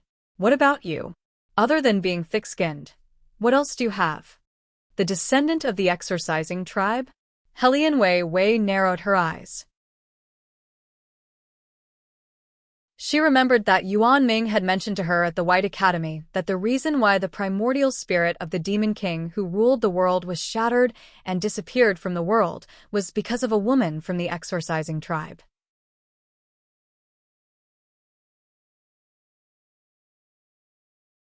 Chapter 575. Hellion Vivian lowered her gaze slightly. Although she was unwilling to admit it, she did have a love rival. Sister and I? The descendant of the exorcising tribe? Could she be an Foam? Hellion Vivian tilted her head and looked at the girl in pink again. Everything made sense now. No wonder Yuan Ming kept saying that there was something wrong with the soul in her body. It turned out that the person who had been trying to regain her body was not the dead Hellion Vivian. It was an Foam, who had been lurking in Hellion Vivian's body for a long time, preparing to take over her body when the time was right. And Foam wanted to return to the human world, not only to prevent the divine exorcism seal from being destroyed, but also because she still had feelings for His Highness. Helian Wei did not understand. Since he liked her, why could he just watch as that person's soul gathered and dispersed? She only knew that things were getting more and more complicated. She had to solve it as soon as possible and bring His Highness back. And Foam saw that Helian Vivian did not say anything, so she opened her mouth and looked at her. You don't want to be chained up like this, right? Who said, I don't want to. Helian Vivian smiled slightly. It's good to have food and drink. And Foam chuckled. You're eating and drinking now, but that's because demons need time to nurture souls. Once he's bored of you, it'll be enough time, and you'll be dead. He's always been impatient with humans. And Foam was indeed describing Helian Vivian's current situation. She was indeed smart. She said calmly, if you want to leave, I can help you. At least I can save your life and send you back to the human world safely. If you stay, I won't be able to take care of you. The exorcising tribe will not leave you in the lurch, but we can't mess things up because of your life. Think about it carefully and give me an answer tomorrow. No need. I can give you an answer now. Helian Vivian stood up. Her slender figure looked at Foam with a smile on her thin lips. I won't leave. Hearing this, Foam frowned. She had never met such an uncooperative person. Xiao Kuei was furious. Sister what did I say? This woman is shameless. She just wants to take your position as queen. Who doesn't know that the king picked her here because he wants to be the queen? How shameless. Schwa. There was a loud noise. Xiao Kuei could only watch as a thin silver knife slit across her cheek. The pain made her so angry that she was about to explode. You woman! How dare you attack me? Helian Vivian played with the silver knife in her hand and smiled faintly. What's wrong with attacking you? You. Xiao Kuei bared her fangs and brandished her claws, wanting to rush over. And Foam stopped her, turned around and said to Helian Wei, it's impossible for you to be the queen. I'm not interested in becoming a queen at all, Helian Vivian said lazily. You don't have to warn me again and again. And Foam smirked. It seems that you don't plan to stay. Helian Wei looked at Foam. She could basically guess what the other party was thinking. She did not want Foam to be an obstacle to her. Time was limited, she could not waste it on these things. Her thin lips curled up, but she did not mean what she said. Of course. And Feng's eyes widened when she heard this. She looked behind Helian Vivian. My king, Helian Wei shuddered as she clearly felt the coldness coming from behind her. That kind of icy coldness made her heart tremble along with it. Beligaju had a fur cloak draped over his arm.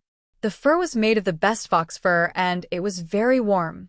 When he first saw the fur cloak, he thought of the prey he had just subdued. She would definitely like it if it was given to her. He could tell that she liked anything expensive. She should be happy when she saw this fur cloak. Everyone who approached him was more or less up to something. He couldn't understand this prey. He knew that she had woken up from the cold at night and thought that she would let go of him. He didn't expect her to hug his waist and sleep the whole night. She even kissed him secretly, without his permission. He understood the ridiculous shame of humans. He didn't blame this little prey for her behavior in consideration of her feelings. He thought that he was a competent master. But she had never thought of staying by his side. How ironic. Beligaju turned his face sideways. The temperature around him suddenly dropped to the extreme. Helian Vivian knew that he had heard everything she said just now. According to his personality, he would definitely not be happy after hearing such words. He might even ignore her. No matter what, she had to solve it. Helian Vivian took a deep breath and slowly turned her head. Bailey Jiaju stood behind her. His eyes were devoid of warmth, like an invisible ice knife, piercing through her heart. You? Helian Vivian wanted to say, let me explain. But when she moved, she discovered that she was still locked in the cage. She could only hear the clanging sounds. It was obvious that Beligaju didn't want to listen to her explanation. His eyes moved away from her, coldness seeping out from his voice. Qilin, When did a prey have the right to appear in the Light Palace? And Fire Chilin. It was you who said that you were afraid that the new pet would be too bored and let her come out for some fresh air. Because of this, both it and the Azure Dragon were extremely jealous. Because when you raised us, you never let us out for some fresh air. It was already good enough that you didn't run out of food. But the Fire Chilin did not have the guts to provoke its master. It immediately lowered its head. It's my fault. I shouldn't have let people move the cage here. I'll let them move it back. Bailey Jiaju did not speak. His expression was full of alienation. Helian Weiwei felt the cage under her feet being lifted up. She knew that if she didn't defend herself at this time, she was afraid that she wouldn't have another chance in the future. Just as she was about to open her mouth, she saw a black fog suddenly rising behind him. Before she could say the words, "Be careful," someone had already pounced over and blocked Beligaju's back. She covered her bleeding abdomen with her fingers, and her small face turned pale. It was Anai Feng. She lifted her small face. Her eyes seemed to only have Beligaju left. "Are you okay?" Beligaju paused. His dark eyes narrowed, and the black fog immediately revealed its original form, lying on the ground in pain. Fire Chilin instantly transformed. It raised its leg and wanted to stomp the man in black to death. Keep him. Beligaju gave the order.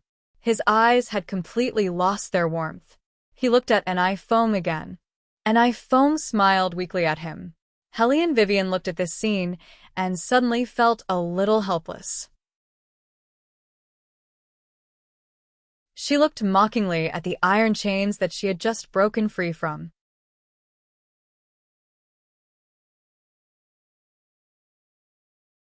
Chapter 576. Her actions were too slow after all. Or was it because someone else was too fast?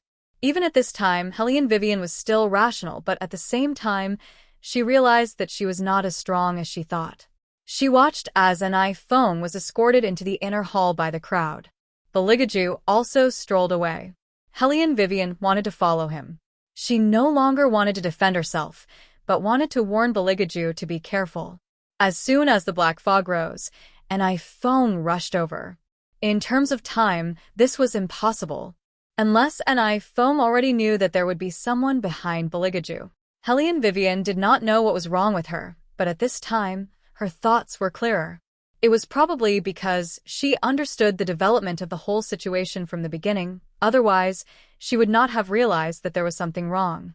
Because everything was arranged so flawlessly, there was not a single flaw. The more it was like this, the more worried Helian Vivian was. She kept calling the title of king. However, he seemed to be extremely annoyed. He did not even turn his head, and his indifferent figure soon disappeared into the hall. Helian Vivian finally got all the locks done, but the cage and the magical beast in front of her did not seem to have any intention of letting her pass. At this moment, Helian Vivian clenched her fist and slammed it on the side. It was as if only the pain could keep her calm. She finally understood what it meant to be one step behind others. That feeling was a feeling of helplessness that could not be changed no matter how hard one tried. What should she do? What should she do if she wrote it down? There was not enough time to begin with.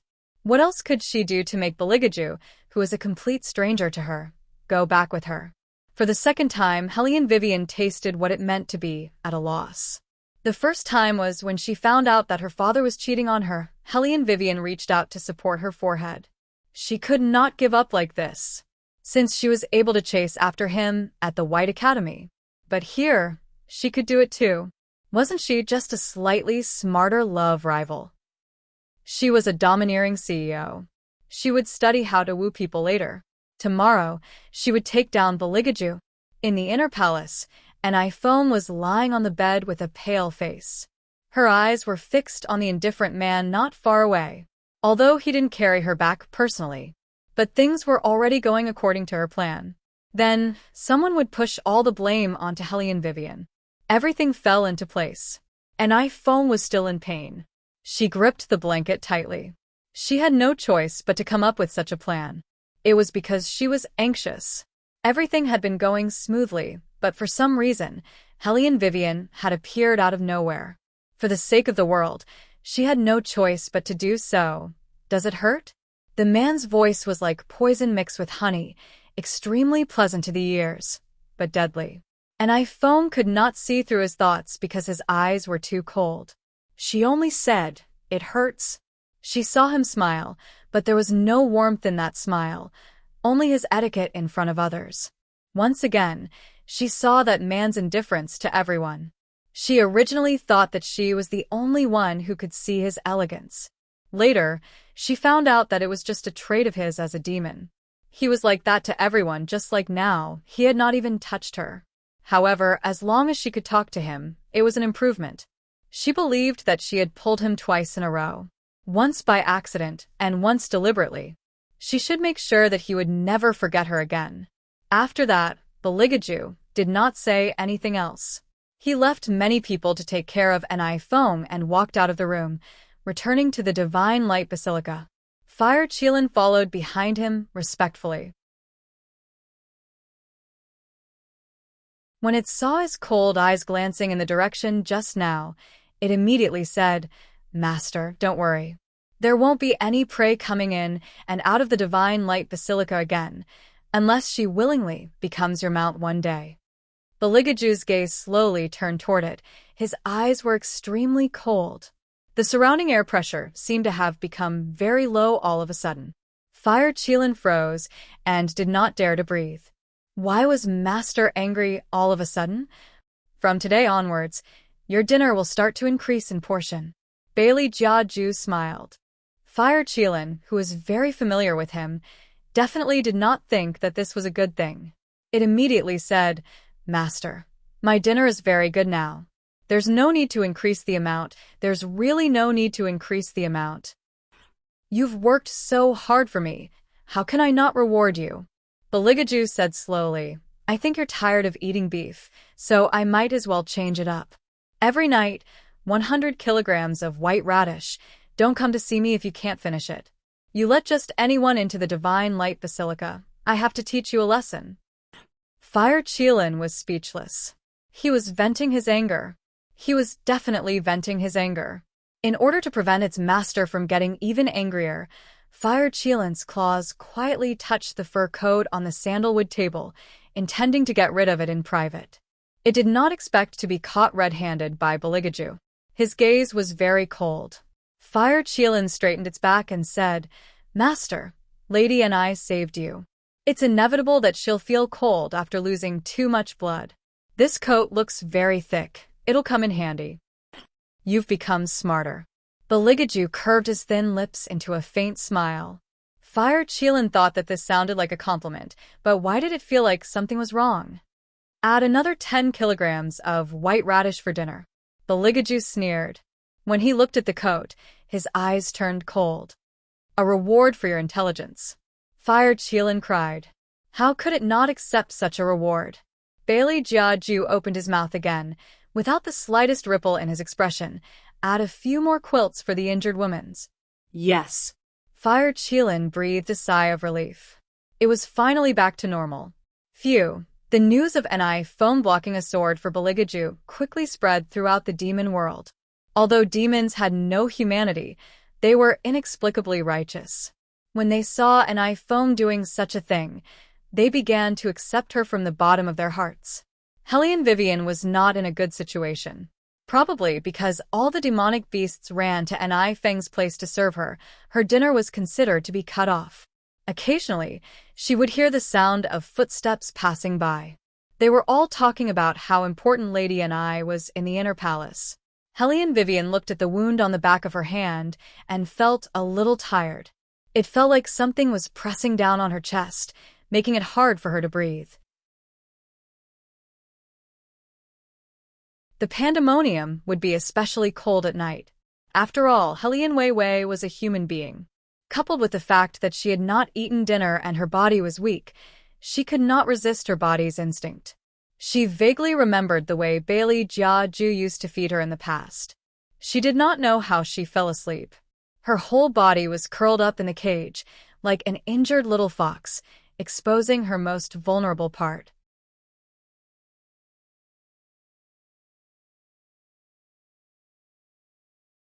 Chapter 577. Tap, tap, tap. The sound of unhurried footsteps came from afar. The person looked at Hellion Vivian for a while, then his thin lips pursed into a straight line.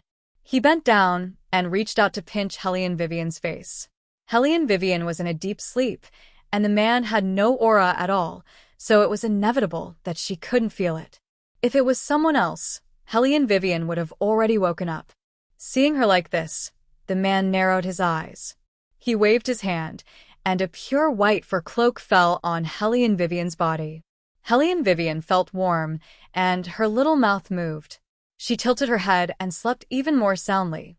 Fire Qilin stood outside the hall and watched the man walk out. It didn't say anything, but its eyes were a little messy, full of gossip. Beligaju looked at it with an indifferent expression. What? Didn't you say that the cloak would be a waste if it wasn't used? Yes, it did say that. But this wasn't right. It had touched that cloak before, and it was extremely expensive. To make such a cloak, it would require at least 3 snow foxes. It was fine if its master made it for itself, but it had a feeling that this fur cloak was specially made for Miss Vivian. Master had never been so good to them. He and Azure Dragon even bought their own clothes with their own money. Okay, don't mention the fur cloak. Fire Qilin lowered its head and thought for a while. Its eyes suddenly narrowed, and its thick claws touched its chin again and again. Why did it feel that there was something strange about the other party? Wasn't its master a little too attentive to this new prey? It seemed that it had to be careful when facing Miss Vivian in the future, because its master was very likely to say one thing and mean another. For example, today's matter at the Sun Hall was clearly because its master changed his mind halfway. When she wakes up tomorrow, let her think carefully about whether she wants to stay by this king's side or return to the human world. Beligage's voice was very deep, so deep that Fire Qilin couldn't tell if it was happy or angry. The Fire Qilin nodded as it listened. It thought that this was how kings usually dealt with their prey. However, unexpectedly, Beligaju opened his mouth again, his smile tinged with coldness. If she wants to go back, break her legs. When the Fire Qilin heard this, its head, which was about to continue nodding, froze. Break their legs? Does the king not want to let Miss Weiwei go at all? Azure Dragon also walked over at this time. Under normal circumstances, he would not speak, but today he spoke. King, your interest in that human far exceeds your interest in us. Oh? Beligaju smirked and did not deny it. The Azure Dragon continued, there are actually quite a few preys that you've set your eyes on, but you'll often lose interest in taming them halfway through. To be honest, you were very focused when you looked at that human just now. Although I don't know why, you would only be so serious when you're really interested in something. However, your seriousness this time makes me a little worried. After all, she is a human. So what? Beligaju's voice deepened. The Azure Dragon lowered its eyes and said, you should know that humans are much weaker than beasts, especially since this human's origin is still unknown. It seems that it will take some time for her to accept a master. I know, Beligaju smiled. That's why I'm so patient with her. Under normal circumstances, the more patient you are, the more you want to get. The Azure Dragon seemed to be predicting. Beligaju turned around and looked at it. Of course I want to get it, and I must get it. This is what I'm most afraid of. You're always so sure of what you want, but you can't control the human's thoughts. The Azure Dragon was telling the truth. Beligaju's eyes were cold. That's why I've been waiting for her to understand that I'm the only one who can make decisions in her world. Don't even think about leaving so casually. But she's a human. I'm afraid she won't be able to withstand your anger when the time comes. The Azure Dragon was worthy of being the one who understood Beligaju the best. It said in a low voice, the more you care about your prey, the more you'll use tricks. That's why she better realize this before I lose my patience. Otherwise, I don't know if I'll hurt her when the time comes. Beligaju's eyes turned cold. The Azure Dragon advised him, since she doesn't want to stay, why don't you let her return to the human world before you get angry? Bailey Jiaju paused in his steps and opened his mouth again. His voice was still slow and unhurried, but it carried a sense of oppression that no one could resist. I can't do it. She must be mine. The Azure Dragon looked at the man's arrogant back and let out a long sigh. When the king fell from heaven, the Buddha had said that if he insisted on doing this, he would suffer a heavenly tribulation sooner or later. Now, the king's heavenly tribulation wouldn't come, right? The night in the 10,000 Demons Palace slowed down. The nights here were always exceptionally long. Hellion Vivian didn't know how long she slept. Anyway, she slept comfortably. When she woke up, she didn't think much about it. She just wanted to see Beligaju as soon as possible. Since he didn't come to find her, it was the same for her to find him. Hellion Weiwei's pair of clear eyes looked at the cage, and with a bang, she kicked it with her foot. With such a loud noise, the demonic beasts in charge of guarding her would definitely hear it. Their first reaction was to lock Hellion Vivian back inside. If the king's prey was lost, they would definitely be unlucky. But the king had already instructed them not to hurt anyone, so they didn't dare to make a move. This saved Hellion Vivian a lot of trouble. After a few turns of wind, she left the palace. She casually changed her clothes, buttoned her shirt, and walked towards the Hall of Light. She was smart, but when she arrived at the Hall of Light, she was still stopped. Those demonic beasts looked at her, their nostrils enlarged. With round eyes, they said in a very rough voice, "Miss Vivian, please go back." They really didn't give her any space. Hellion Vivian shook her head. Xiao Kuei, who came from the inner palace to get something, happened to see the scene. She snorted and said, "I was wondering who was shouting outside so early in the morning. So it's you. No way, you still haven't given up?" Hellion Weiwei glanced at her, her eyes slightly cold. Xiao Kuei was stunned by her gaze and suddenly became angry. "Who do you think you are? How dare you stare at me? Let me tell you, the king is very good to Sister and I. He will be going to see Sister and I later. If you don't know what's good for you, I will ask the king to teach you a lesson." "Teach me a lesson?" Hellion Vivian laughed. Suddenly, her body flashed and appeared in front of Xiao Kuei. Even Xiao Kuei, who had the ability to exorcise demons, didn't see how she moved at that moment. By the time she reacted, the other party had already picked her up and threw her to the ground.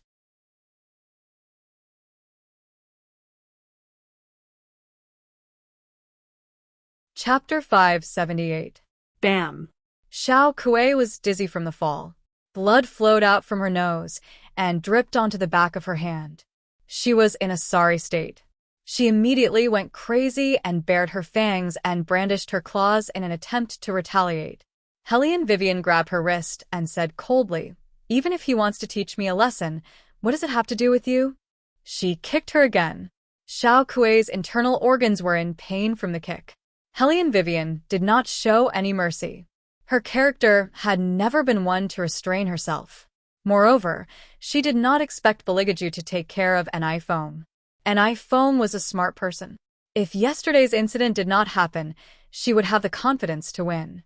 But now it was obvious that this person was different to Beligaju. "I'll say it again. Let me in." Hellion Vivian summoned wind from her palm. One of the demonic beasts blurted out, "The king is not in there.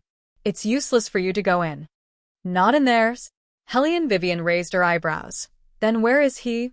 The demonic beast was very proud. "Miss Vivian, please give up. I will never tell you that the king is in the devil's prison."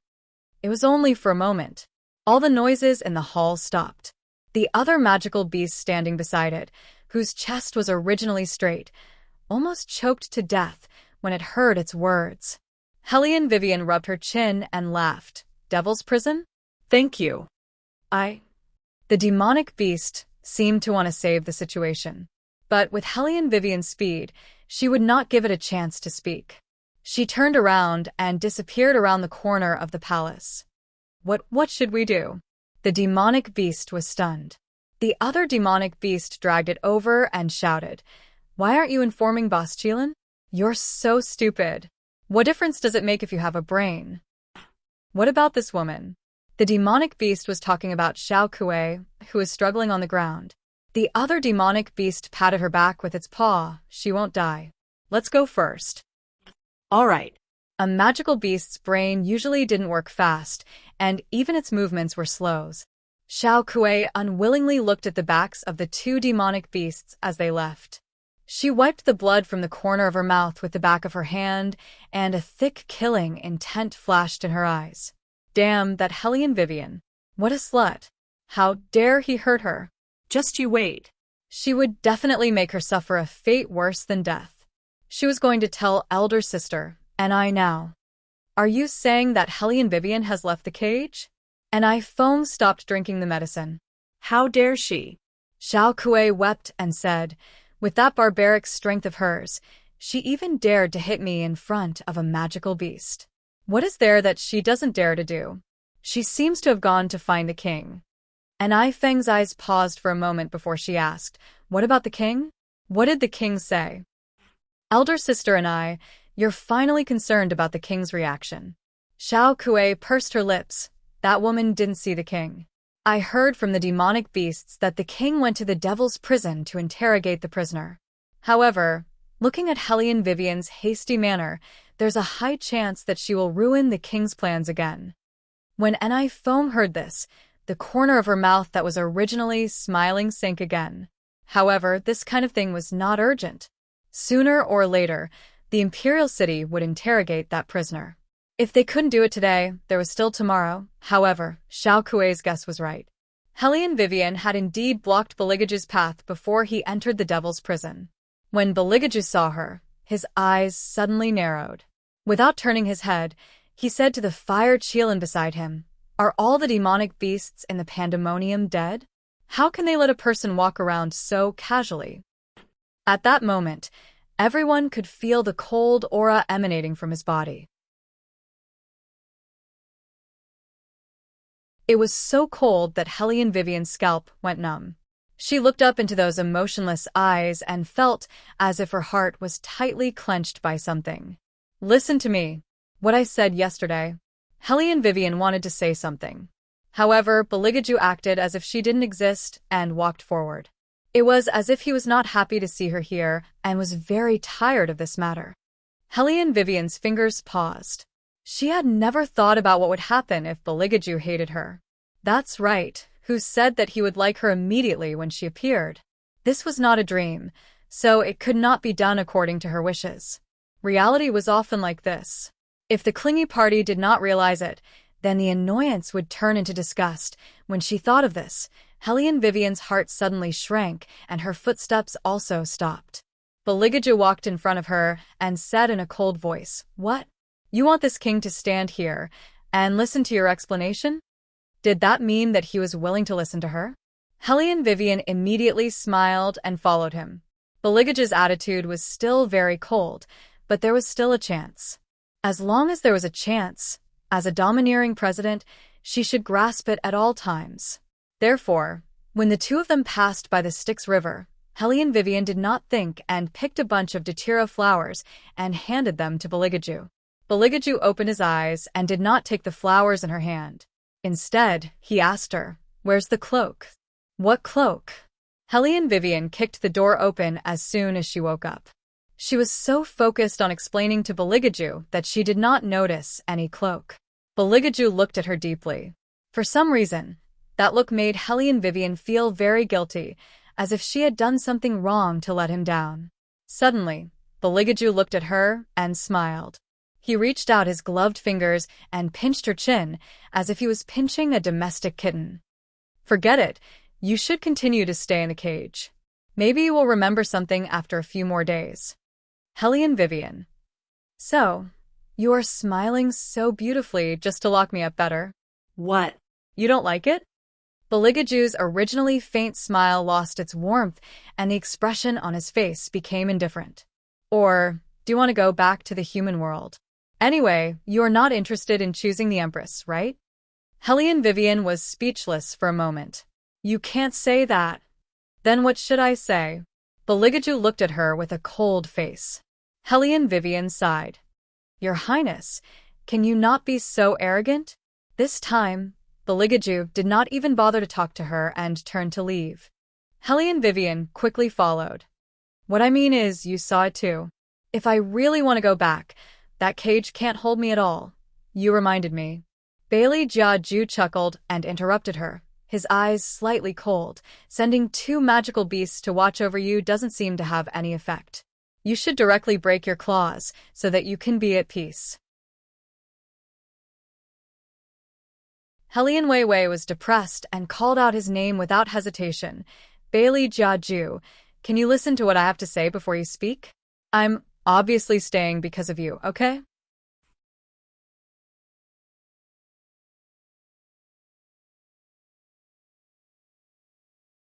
Chapter 579. The atmosphere froze in an instant. Helly and Vivian could clearly see Beligaju's pupils constricting slightly. She wondered if she had shouted too loudly and made him impatient. But she had to shout like that. He was very arrogant and had a cold expression on his face that told her to stay away from him.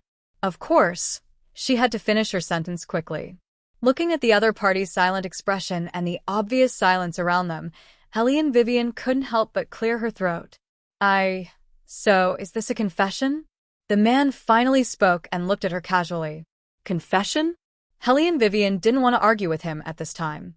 She nodded and said, yes, a confession. Whatever you say. Come here. Bailey Jiaju's low and gentle voice was like the night of a spring day, hazy and warm. It was easy for people to approach him, but it was hard to grasp. Helly and Vivian walked over and was about to speak when he suddenly hugged her.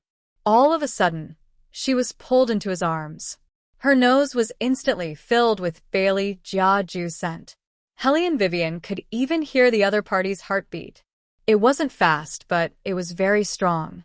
It was like the deep sea, as if it could settle the whole world. Then you don't have to go anywhere. Just stay by my side. Helly and Vivian's ear was brushed by Beligaju's breath, and her whole body became itchy. However, she clearly realized that she couldn't promise him. Helly and Vivian didn't say anything. She just reached out and hugged his waist, rubbing her face against his fur cloak.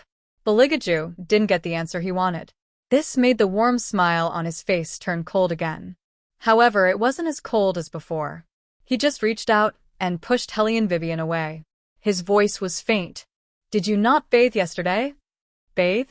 She had been locked in the cage and hadn't showered, but she wouldn't smell. Why would he push her away when he was hugging her? Beligaju glanced at her again, then instructed the fire Qilin beside him. Go boil a bucket of hot water and send it to the light palace. Don't forget to bring a brush. Yes. The fire Qilin lowered its eyes respectfully, but its eyes were looking in the direction of Helly and Vivian. Helly and Vivian was confused by its stare. When she followed Beligaju back to the Hall of Light, the man said, take off your clothes. She finally had an idea. Are you planning to bathe me yourself? This is a reward for your performance today. Beligaju said it so casually. Helly and Vivian. What kind of stupid reward is this? Don't you know the difference between men and women? Also, why are you holding a brush that's used to brush animals? What? You don't like this shape? Beligaju followed her gaze and looked at his palm. The Tunshin likes it quite a lot. Helly and Vivian, then you go bathe the Tunshin. What does this have to do with the shape? Don't be jealous.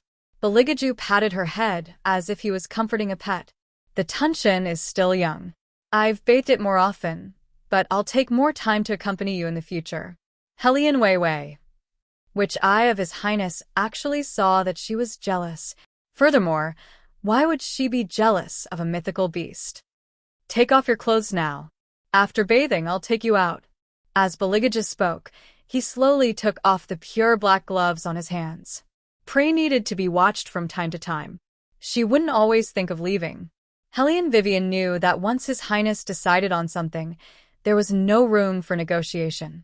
She might as well appease him and tell him about an iPhone when they were bathing. But what Helly and Vivian didn't expect was that as soon as she stepped into the large wooden tub, he lifted up his inner shirt. The lines of the man's waist instantly made Helly and Vivian feel a strong sense of oppression. That, you don't have to take off your clothes to bathe someone, right? Beligaju smiled at her. It was so elegant that it could easily make one's heart beat faster. Just now, I decided to bathe with you. It's more convenient this way. Without giving Hellion Vivian a chance to refuse, Beligaju strolled in. There was a sexiness between his thin lips that was enough to disturb her stability. Hellion Vivian only felt that her whole body was a little hot, especially the places that were touched by him. It was as if they could burn up. Fortunately, Beligaju didn't do anything else after he came in. He just soaked in the tub and enjoyed the feeling of being soaked in the hot water. His presence was so strong that it was impossible to ignore. He looked at Hellion Vivian with his eyes. He pressed his wet black hair behind his head with one hand. The water droplets slid down the side of his face to his neck, and then meandered down. He was so handsome that it made one's mouth dry. Sometimes, when that elegant sense of abstinence was broken, it would make people feel that he was a natural-born stunner. Hellion Vivian subconsciously wanted to drink water.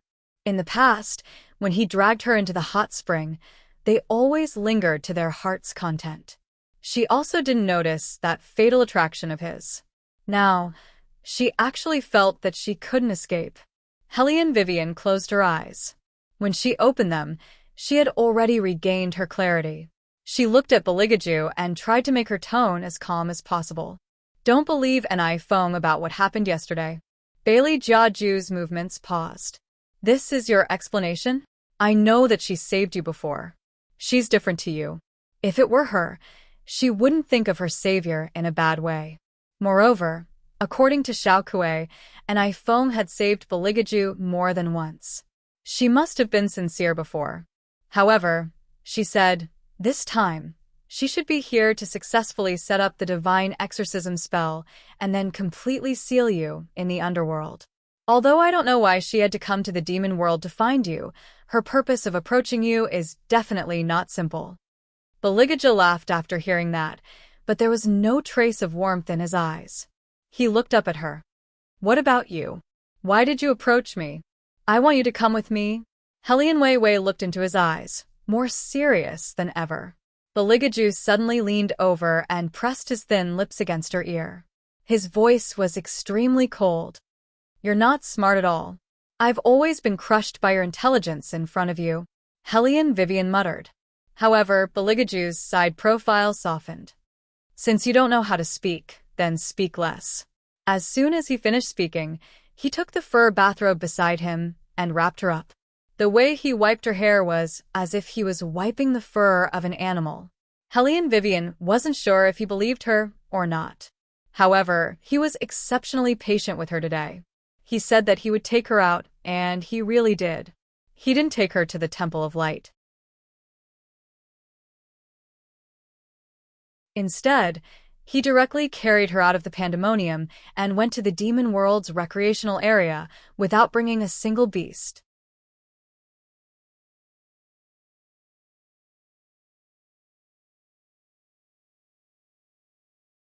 Chapter 580. That's right, it was a place for entertainment. The atmosphere here was very much like Hellion Vivian's Halloween party in the 21st century. Everyone was wearing ancient robes and various masks on their faces. It was impossible to tell who was who. The only thing was that the openness of this place could be described with the word hot. It was different from the ancient world. After all, the demon world did not have so many restrictions. They knew how to enjoy themselves. Under the moonlight, they kissed each other unintentionally. Beligaju casually found a place to sit and crossed his legs. After a while, a gorgeous woman came over. Her intention was obvious. She seemed to want to put her hand on Beligaju's shoulder. However, after seeing Hellion Vivian, she was stunned. Human? Why are the men in the demon world more and more fond of humans? Could it be that after doing it, they can eat it in one bite? Hellion Vivian looked at her with a smile. His calmness piqued the girl's interest. She turned her amber eyes and said to Bailey Jiaju, I don't mind the three of us playing together. I mind. Beligaju casually threw something over. After the woman saw what it was, her expression changed. I didn't know it was you. I'll leave immediately. Hellion Vivian was curious. What did you throw? Cheelant's red fur. Beligaju's tone was very calm. Cheelants sometimes like to eat low-level demons. Hellion Vivian thought that this was a good idea.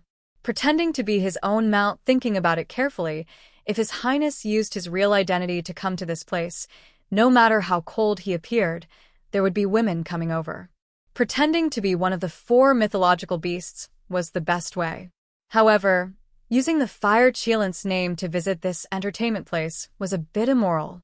After all, the Fire Cheelant claimed that it never appeared at night. It was definitely a good mythological beast and the best choice for a husband. But reality was always cruel. Perhaps she should go back and tell the Fire Cheelant why it couldn't find its other half. Looking at the way His Highness threw the red feather, he couldn't be any more skilled. He definitely used this move often. Perhaps the Fire Cheelant still didn't know that his title of music every night had already spread throughout the demon world. Sigh. Being a mount for His Highness is quite tough. Achoo! The Fire Cheelant, who was embroidering with its head lowered, sneezed fiercely. It happily looked at the animal skin it had embroidered. It thought that as long as it brought this thing to the new little spirit beast tomorrow, it would definitely marry it shyly. After all, a virtuous spirit beast like itself was rare. The night deepened. Deep within the demon world, the revelry was still ongoing. Hellion Vivian sat there and drank the unknown tea in the cup. After almost half an incense's time, no one came again. She thought that it was over. Unexpectedly, after a while, a chubby demonic beast came over. That demonic beast seemed to be selling things. It looked at her and Beligaju and said, "Do you want a bag that's very popular recently? It's made by the mermaids themselves. It's very flexible. Do you have that bag now?" Hellion Vivian thought that since it was made by the mermaids, it must be very precious. After all, in the modern era, the things made by the mermaids were also very expensive. It was said that even their tears could be turned into pearls. It was rare in the world. She didn't expect that after Bailey Jiaju, who had been playing with a teacup with his head down, heard her words, he looked at her meaningfully. His deep eyes seemed to be full of smiles. "Are you interested?" "Yes, I'm quite interested." If it was a treasure, of course she would want to see it. Beligaju's thin lips curled up. With a somewhat evil tone, he said to the demonic beast, "Then take out what you have, I'll choose." When that person heard this, he felt that there was a big business. Immediately, like a magic trick, he took out no less than 20 bags from his arms. For some reason, Hellion Vivian felt that the shape of the bags was a little strange. Beligaju's slender fingers moved inside. "I don't like to use this, it's too thick." "This is the thinnest." That demonic beast explained, "You can't play too hard, otherwise it won't be effective. That thing will still run into the human's body. When that time comes, it will create a little demon, and you'll be the one in trouble." Wait a minute, what did he mean by creating a little demon? This bag is... Hellion Vivian's face suddenly heated up. Then, she saw Beligaju holding his chin with one hand in a mischievous manner, holding one in his hand. "It's not interesting if it's too thick, but since you want it, let's buy one." Hellion Vivian was speechless. When did she say that she wanted it? Can you not make it sound so ambiguous? And she didn't even know that this was a condom in the beginning. Who would have thought that the underworld was so good at playing? It was even more advanced than what the ancient people thought. They knew how to use protection so early. "Your ears are red." Beligaju's thin lips curled up. "It seems that you really want it. How did you link my red ears to wanting this thing?" Hellion Vivian lowered her voice. "How did you link my red ears with wanting this thing? You humans usually don't mean what you say, only your body is honest." Beligaju casually leaned over, as if he was whispering into her ear, "But this king has never used it before. If you insist on using it, this king can use it on you." Hearing this, Hellion Vivian's heart felt like it had been hit by something, and the back of her ear went numb.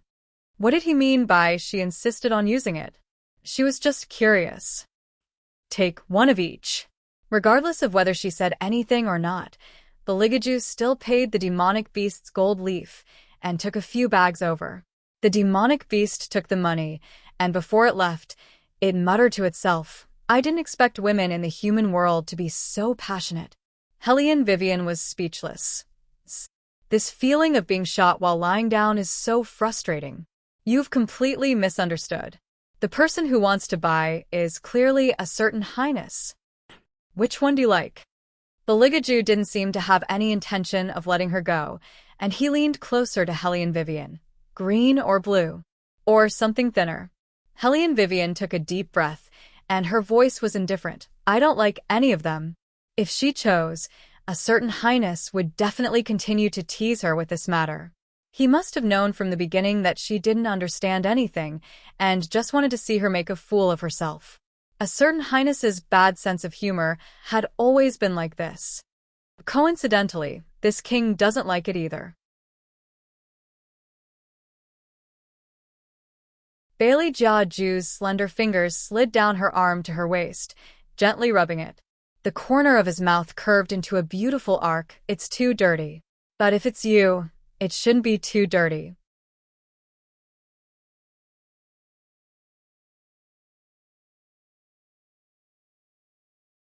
Chapter 581. At that moment, Hellion Vivian could almost feel the depth in Beligaju's eyes. That depth made Hellion Vivian's heart beat wildly. She subconsciously wanted to get up, but she was pushed back down by him. Beligaju's face was very close. Hellion Vivian swallowed a mouthful of saliva and was about to lower her head.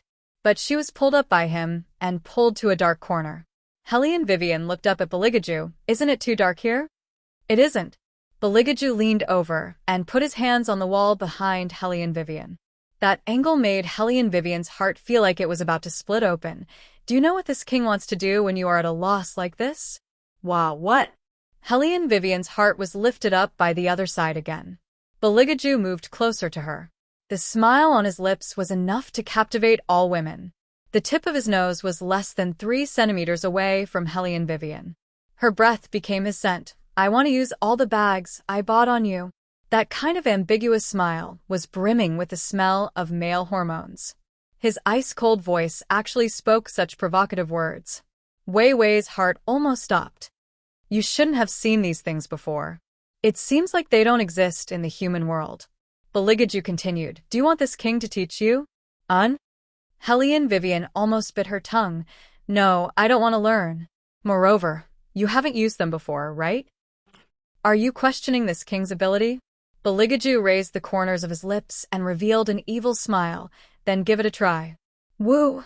At that moment, Hellion Wei Wei's mind was so blank that it could not contain anything. A slightly cool and gentle touch with an irresistible force pried open her lips. She didn't even have time to react before her entire body was lifted up in his arms. Using her strength, he deepened the kiss and slowly slid across the tip of her tongue. The slower he was, the more obvious the palpitations in her heart became, until Beligaju's tongue finally retracted. Hellion Vivian had no strength in her body. Her legs were weak, and she could only lie in his arms. Feeling the residual warmth, all the cells in her body trembled. It tastes really good. Beligaju held her so that her back was against the wall, and his thin lips fell on her collarbone. There is a kind of tea fragrance. She did drink tea just now. Hellion Vivian thought in a daze. The slight chill around her reminded her of where she was. She couldn't help but lower her voice. Not here. Don't worry, no one will come. The man held her waist, as if he wanted to taste her in that position. Hellion Wei Wei shuddered as she heard a sound coming from the side of her ear. Beligaju narrowed his eyes dangerously, and his deep eyes gradually became indifferent. It seems that this is indeed not a good place. Hearing this, Hellion Vivian finally breathed a sigh of relief. Unexpectedly, Beligaju laughed again. You don't seem to like using up these things all at once. All at once. She would die if she used them all up. Since you don't like to use them so quickly, then let's use one every day after we go back. When Beligaju said this, he still had a faint smile on his face. Hellion Vivian couldn't help but have the urge to let him use up all of them at once. If he used one every day, didn't that mean that he had to use it every day? Hellion Vivian thought about it, and felt her waist hurt, and her face was burning. It didn't fade at all. Since he couldn't enjoy himself to his heart's content, Beligaju naturally wouldn't stay here any longer. He paid another handful of gold leaves, held Hellion Vivian, and directly flew into the pandemonium, which was shrouded in clouds. Large clusters of black feathers rose into the air. Beligaju didn't really touch her, but just like the night before, he pulled her into his embrace. His noble appearance made it impossible for people to calm down. Hellion Vivian definitely couldn't sleep. If Beligaju hadn't said those words before, her mind probably wouldn't have wandered in that direction. Now that she could see the things they bought from outside just by tilting her head, Hellion Vivian felt a little uncomfortable. If you move again, this king will really use those things on you. Beligaju slowly opened his eyes, and the oppressive aura emitted from his long, narrow eyes made Hellion Vivian instantly stop moving. I won't move anymore. Hellion Vivian said as she changed the topic. I heard that when you first came to the demon world wasn't as bright as it is now, and was filled with darkness everywhere. Since it's the demon world, of course there can't be sunlight. Beligaju's voice was very low, and there was an indifferent elegance in his calm voice. This place is always like this. You can't feel any heat, and there can't be any light. But it's very interesting, at least more interesting than those people in the heavenly realm. Hellion Vivian raised her eyebrows. Heavenly realm? Pray shouldn't ask so much. Beligaju looked at her indifferently, then closed his eyes again, and his black hair cast a deep shadow. Hellion Vivian looked at his thick eyelashes that would make any woman jealous, and went over to hug him. Actually, the human world isn't that interesting. It's all the same. It's just that there's an extra sun. There are many more treasures in the demon world. Is this little thing comforting me? Beligaju's thin lips curled up mockingly. He didn't think much of it. Is your body temperature because there's no sun in the demon world? Hellion Vivian smiled faintly. But it's okay. My body temperature is usually too high. Beligaju smiled. It was indeed very warm. Hellion Vivian said, and fell asleep. Before she fell asleep, she was thinking about how to bring Beligaju back in the shortest time possible, completely unaware that she was so cold at night that her whole body was shivering, and she still didn't let go. Beligaju looked at her with his dark eyes, then raised his cold hand and touched her face. Hellion Vivian murmured softly. Her lips were pale, but she still didn't want to let go of Beligaju's waist, as if she was determined to warm him up. Bailey Jiaju's pair of eyes deepened. He raised his hand, and the surrounding torches were all lit up. The warmth of the torches hit the bed. Only then did Hellion Wei finally stop trembling. She turned her face and slept even more deeply. Beligaju seemed to like this position very much, and he hugged her tightly in his arms, the corner of his mouth faintly raised. Hellion Vivian was woken up by the heat. She remembered that His Highness was as cold as ice at night. How could he be hot? She opened her eyes and looked to the side. Then she realized what had happened. When she turned around, she saw that Beligaju was looking at her with his chin propped up.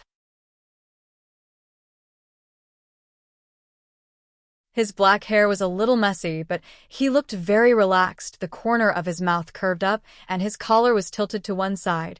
He was so sexy that it was going to explode.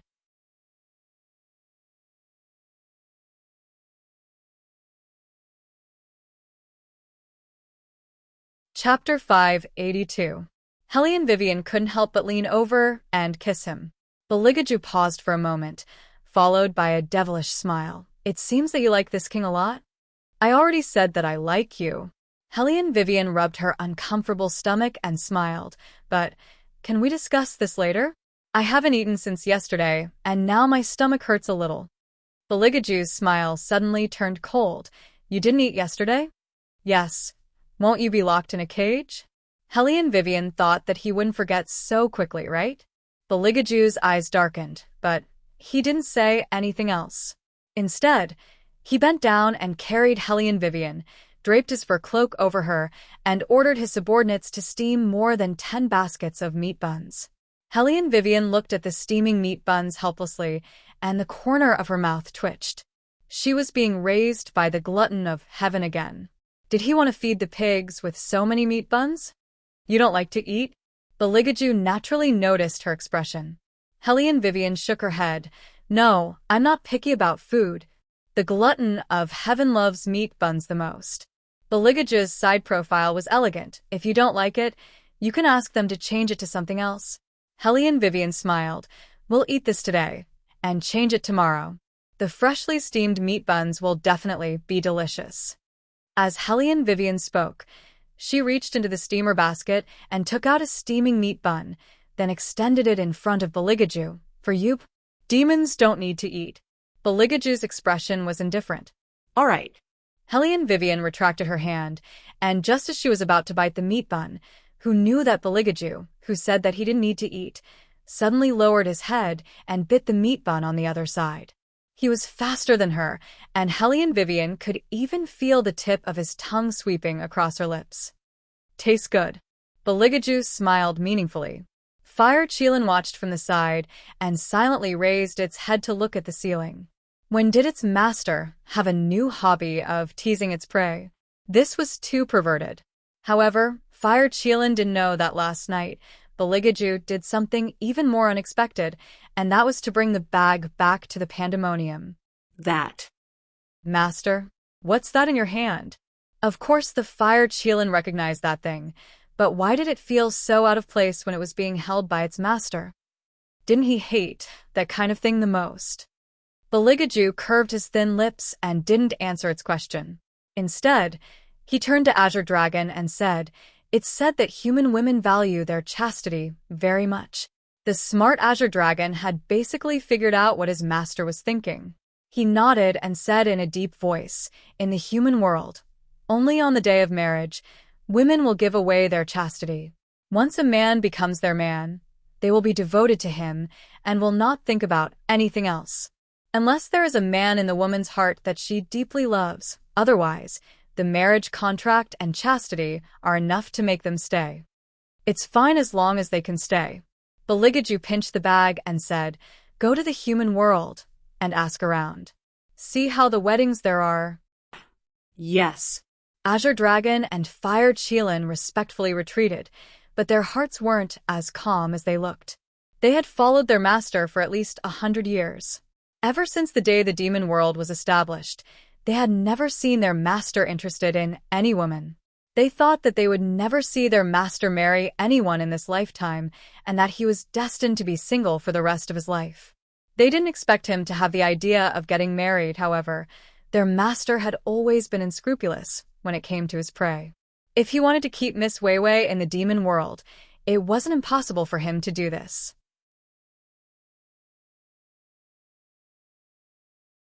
But that bag, would their master really use it?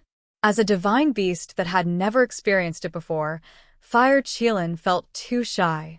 The next day was the day of the demon world's queen selection. Beligaju sat on the throne and listened to the discussions of the demons. He played with the black jade ring on his finger and listened casually.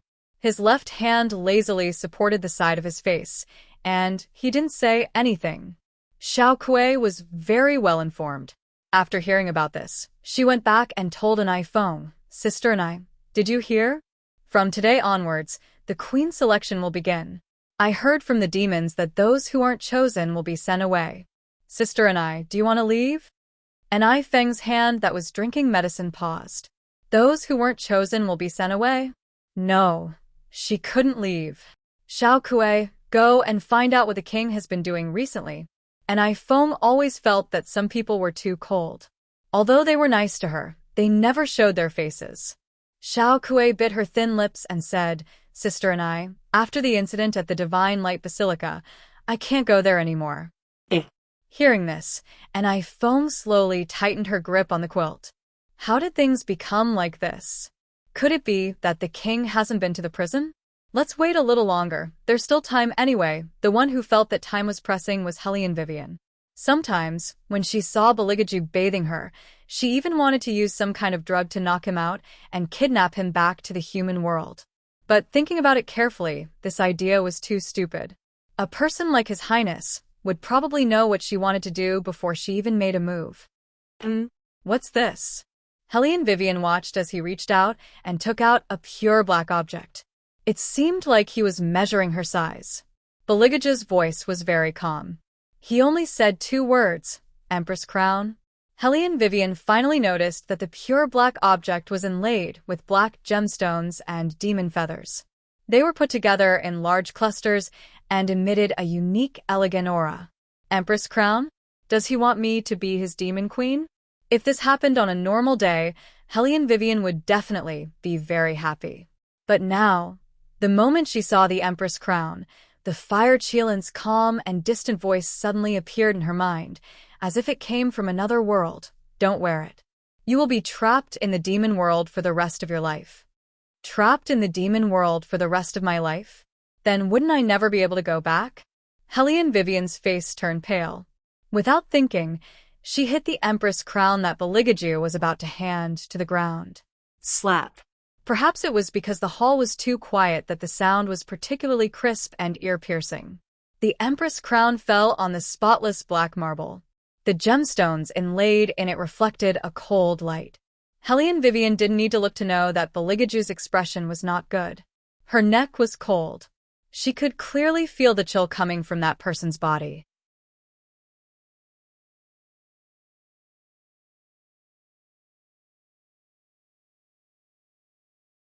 Chapter 583. It seems that you really don't want to participate in the Queen's selection. Beligaju's eyes were cold as he took back his hand and stood up. His movements were elegant and noble as usual. He was so cold and distant that almost no one dared to approach him. Hellion Vivian was afraid that he would leave, so she subconsciously grabbed his sleeve. It's not like that. Since it's not like that. Beligaju stood tall, and the dim light blocked all the expressions on his face, then put on the queen crown first. He thought that after he said this, his little prey would definitely do as he said, because she was very obedient. But Hellion Vivian didn't move. She clenched her hands and refused him for the first time. I'm sorry, I can't. In the dark shadows, Bailey Jiaju was still standing in the same place. His elegant posture, straight back, and head that never lowered. His fingers that were wearing black gloves slightly stiffened, and the smile on his lips disappeared without a trace. Even the most basic elegant disguise of a demon had completely disappeared, leaving only an icy coldness behind. Master. Kirin and Azure Dragon came in from the outside and reported excitedly, "We have already figured out the wedding customs of the human world. It seems that we have to wear red robes, spread a bed of peanuts and red dates on it, and carry a sedan chair into." Speaking of this, Azure Dragon and Kirin paused, not because of anything else, but because of their master's abnormally red eyes. How long had it been since they saw their master like this? However, Bailey Jiaju himself did not notice anything. He smiled wickedly. "Why don't you continue?" Azure Dragon was stunned, and then lowered its head. Beligaju calmed the churning in his chest. 10 years or 100 years. He had never been so patient with humans as he was today. What he liked the most was to tear apart their bodies with his black fingertips and enjoy the heat of their blood. Only at that time would he feel warm. Now that someone had finally appeared, he didn't feel so bored anymore. But it was obvious that this person didn't want to stay. How ridiculous he... Beligaju laughed coldly as a demonic red light appeared in his eyes. Hellion Weiwei looked at the crown that was scattered on the ground, her shapely eyebrows creased. Did she make things worse and worse? For the next 3 days, Beligaju did not appear again, but it was obvious that her quality of life was getting better and better. The 10,000 Devil Hall was also setting up, and there were bright lights everywhere. During this period of time, only Azure Dragon had come to the Light Palace.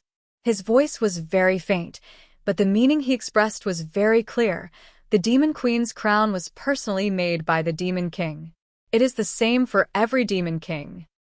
Hellion Vivian immediately felt a tug at her heart.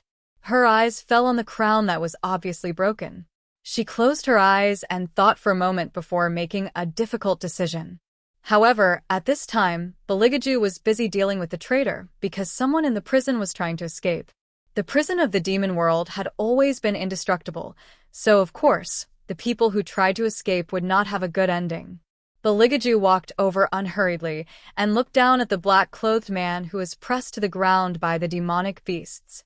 He raised his eyebrows slightly. This king will give you two options.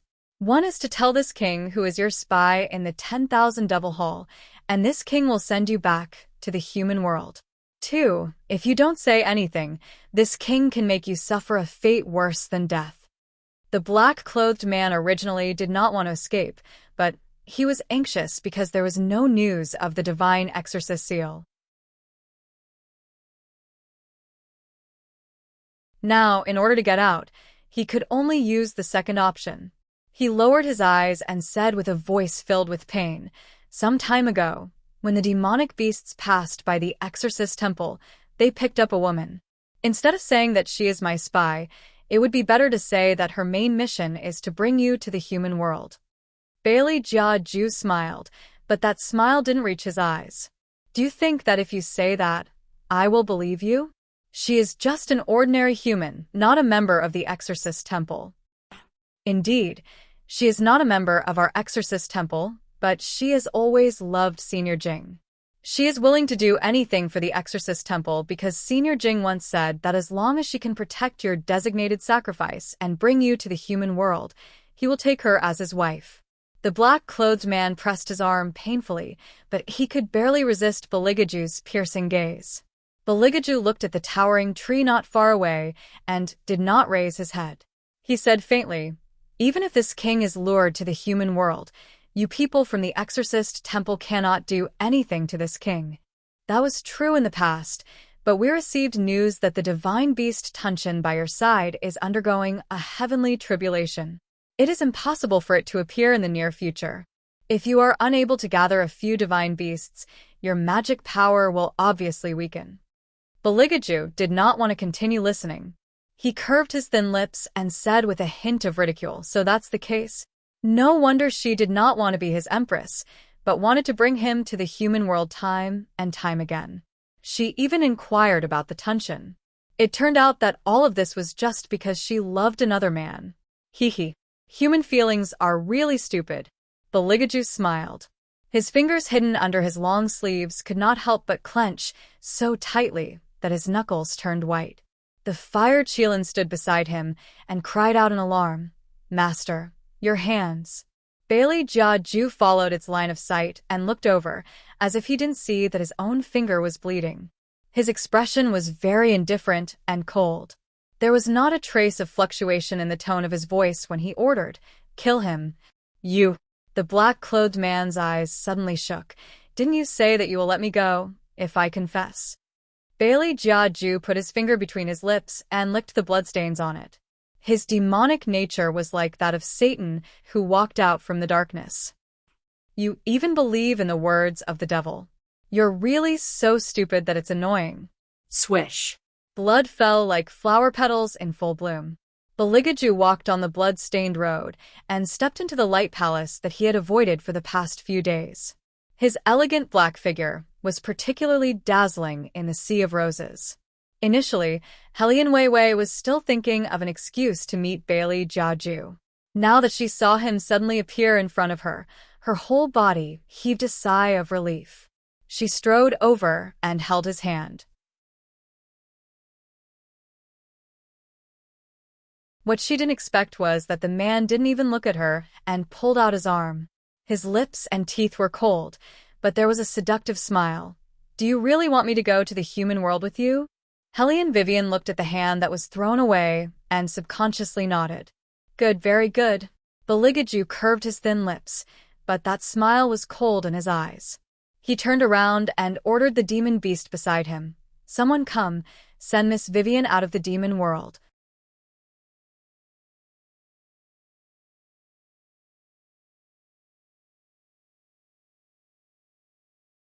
Chapter 584. The use of the word send was too civilized. With two magical beasts standing in front and behind her, it was almost as if they were detaining her and driving her out of the city. Helian Vivian clenched her fists and coldly looked back at Baligaju. "If you are doing this because of the crown, then I can almost restore it to its original state." However, Baligaju did not pay attention to her, as if he had already made up his mind. His handsome side profile carried a slightly cold light, and his chiseled facial features were particularly outstanding. His whole body emitted a coldness that repelled people thousands of miles away. Send her away. Yes. The magical beasts did not give Helly and Vivian a chance to speak again, because it seemed that their king was tired of this woman. Helly and Vivian had always known that he had no patience for things that he did not like. But Helly and Vivian did not expect that one day she would also be treated so impatiently by him, her chest fiercely clenched, as if she had been poured in countless amounts of pain, as if she was being crushed by needles. A light breeze blew past, and countless datura flowers swayed with it. A faint fragrance lingered in Helly and Vivian's nose, and it would be a lie to say that she was not sad. But this kind of thing could never solve problems. Helly and Vivian looked at the palace that was getting farther and farther away from her. In the end, she decided to make a move. Narrowing her eyes, she skillfully kicked up with her long leg and kicked the face of the magical beast that was escorting her out of the city. Bang. With such a big movement, the leader in front definitely heard it. Just as he was about to turn around, he was kicked a few meters away by Helly and Vivian. The two magical beasts had never seen a woman that was so good at fighting, and their eyes were filled with deep astonishment. Helly and Vivian bent down and said in a faint voice, "You are his people. I don't want to hurt you, but I can't go back alone like this, so I can only let you sleep for a while." As soon as she finished speaking, Helly and Wei Wei moved her hand and knocked out the two demonic beasts in black. She even took off one of the demonic beast's clothes and put it on herself. This way, she could return to the center of the pandemonium without being stopped. She did not know why Beligaju suddenly wanted to send her away. Her intuition told her that there should be something else besides the crown. The sound of footsteps echoed back and forth in the spacious palace. "King, the Queen's selection banquet is about to begin. This is the costume that the witches have chosen for you." Azure Dragon brought over a set of black robes, which was embedded with inlaid gemstones that were as dark as ancient ink. Those were the stones on Beligaju's thumb ring. In the demon world, the darker the color of the gemstones, the more mysterious the power of the gemstones. This gemstone had always been in its master's blood coffin, and even Azure Dragon did not understand why their king suddenly thought of taking it out. Beligaju looked at the dazzling light in front of him, and his expression returned to normal. "Tell them there won't be any banquet." No one would know that he was stupid enough to want to give his gemstone to a human. He wanted to let the entire demon world know that she was not just a simple prey. But in the end, Beligaju chuckled, and his thin lips slowly curved up. "Qilin, go to the river Styx outside the city. Pass down the order. No one is allowed to leave the demon world." "Yes." Fire Qilin respectfully responded, but in its heart, it thought that its highness was becoming more and more perverted. He was the one who wanted to send people back to the human world, and now he was also the one who wanted to prevent people from leaving the demon world. It was obvious that he did not want Miss Weiwei to leave. Then what about Miss Weiwei? Even if it understood, it had to ask clearly, so that its master would not punish it. Beligaju slowly opened his mouth. It is one thing for this king to let her leave, but it is another matter whether she can leave or not. Fire Qilin. "Master, is it really okay for you to be so shameless? Why aren't you going? Do you want this king to give you more radishes to eat?" Bailey Jiaju's pair of ice-cold eyes looked at the Fire Qilin in front of him. The light emitted by the torch sprinkled on his face, sketching out his perfect outline. That was the ultimate iciness and danger. Fire Qilin did not dare to waste any time, and directly flew to the moat outside the city. After waiting for half an hour, he did not see Helly and Vivian's shadow. In the end, he summoned the two demonic beasts, but looking at their bruised faces, he more or less understood what happened. "Where is Miss Weiwei? Please don't think what I think. Master will kill me." The demonic beasts were still in a daze. They looked left and right, then slowly said, "That woman disappeared after hitting us." "Boss, do you think she ran away? We are not going to eat her. Why would she run away?" Fire Qilin listened to the conversation between his two subordinates and only felt waves of pain in his head. "It's over, it's really over this time." According to the king, He did not want Miss Weiwei to leave at all. She was really gone. How should I explain this to the king? In the pandemonium, countless demons were still partying in the silent night. There was only a tall and slender figure sitting on the proud throne, swirling the wine cup in his hand. His long and narrow eyes seemed to be somewhat absent-minded. Fire Qilin braced himself and walked over, and said in a more tactful way, "Master, I did not find Miss Weiwei." "What do you mean you did not find her?" Beligage's tone sounded normal. This gave the Fire Qilin the courage to say everything that needed to be said. "After Miss Weiwei knocked them out, we don't know where she went. I think she ran away, escaped." As soon as these words came out, Bailey Jiaju's body seemed to have set up a defense in a flash, an ice cold that was hard to resist. He curved the corners of his mouth. No expression could be seen on his handsome face. Only that pair of eyes was already cold to the extreme when his heavy line of sight fell on the Fire Qilin. Fire Qilin felt its scalp turn cold and lowered its head in fear. At this moment, Beligaju thought of the words he heard in the prison. He was negligent. She chased after him, saying that she liked him for too long. He actually thought that she really liked him and would not be willing to leave. But the man she truly loved was not him. Beligaju thought of this, and his breathing unconsciously became heavier, and his 10 fingers tightly grasped the only thing in his hand. "Pa!" A crisp sound rang out. The wine cup shattered in his palm, and his eyes were filled with blood.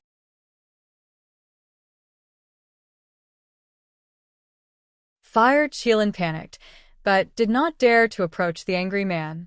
Bailey Jiaju acted as if nothing had happened. He indifferently stood up and gracefully wiped the bloodstains off his fingers. He took a step forward and directly walked outside. His deep eyes overflowed with a chill as cold as a glacier. "Hellion Vivian, do you think you can escape?"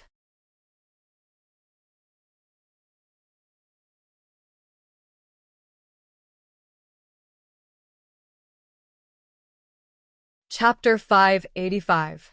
No one has been able to escape unscathed after provoking this king.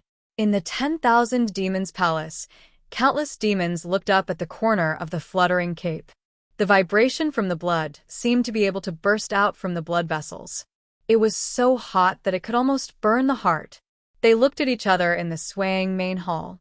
No one knew what had happened, but they were certain that this burning sensation came from their king. What happened to the king? Why was he so angry? And behind that anger, there seemed to be an imperceptible loneliness. The Fire Qilin blinked. Why did it feel that the person who was hurt this time was the king? It must have seen wrongly. Pum. At this time, after dealing with the last magical beast guarding the Light Palace, Hellion Vivian dragged that person away and then sat at the entrance of the hall. After pretending for so long, she was already tired. Let's rest first. No matter what, this was Beligaju's bedroom. He had to come back. She should take advantage of this time to fix the crown. In a while, she could have a showdown with a certain highness. In the current situation, the only way was to have a showdown. She was afraid that a certain highness would not believe her when the time came. Whatever if he didn't believe her. She could still hug his leg and not let him go. Hellion Vivian let out a long sigh and comforted herself. This was a necessary skill for a domineering president to chase after someone. When dealing with a certain highness like this, she had to be thick-skinned. In short, she had to bring him back. Hellion Vivian lowered her eyes and fiddled with the crown. Her little face was unprecedentedly serious. "Look, it's the human that the king raised." A little demon passing by saw Hellion Vivian and sniffed. "Her smell is so sweet. I really want to take a bite. But it's strange that the king didn't bite her." Another little demon pursed his lips in disdain. "That doesn't mean anything. The king has nurtured countless souls, and which one of them didn't leave behind a corpse in the end? It's just that it's not time yet." Hellion Vivian heard the conversation between the two little devils and found it quite interesting. She tilted her head and listened. Her thin lips curled up from time to time. She looked 70% handsome and 30% lazy. Her black eyes shone like stars. The little demon looked over, slightly absent-minded. Demons were born with an irresistible desire for beautiful things. Although the human in front of him wasn't the most refined, he had a mysterious air about him. No wonder the king chose to keep her in captivity. It was indeed strange that he had never bitten her. In the demon world, only partners would be treasured. As for the prey, under normal circumstances, there would be a mark left on it. Thinking of this, the little devil glanced at Hellion Vivian again, but he didn't dare to stay here any longer.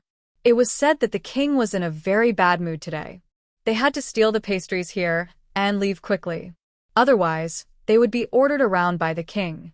After the two little devils left, Hellion Vivian was the only one left in the light palace. She leaned against the door and didn't know how long had passed.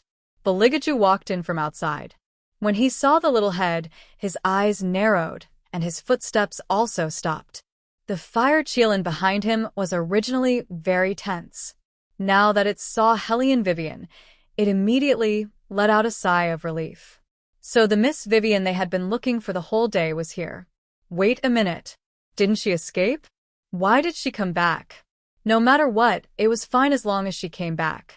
If they couldn't see her figure again, the entire demon world would collapse. The fire Qilin turned its head and looked at its master's expression. The sudden sound of footsteps made Hellion Weiwei, who was asleep, open her eyes.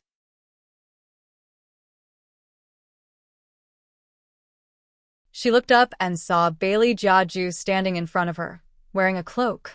The exquisite workmanship of the cloth wrapped around his body, making him look slender and tall. He was also covered with snowflake-like mink fur, which looked like it came from an extremely cold place.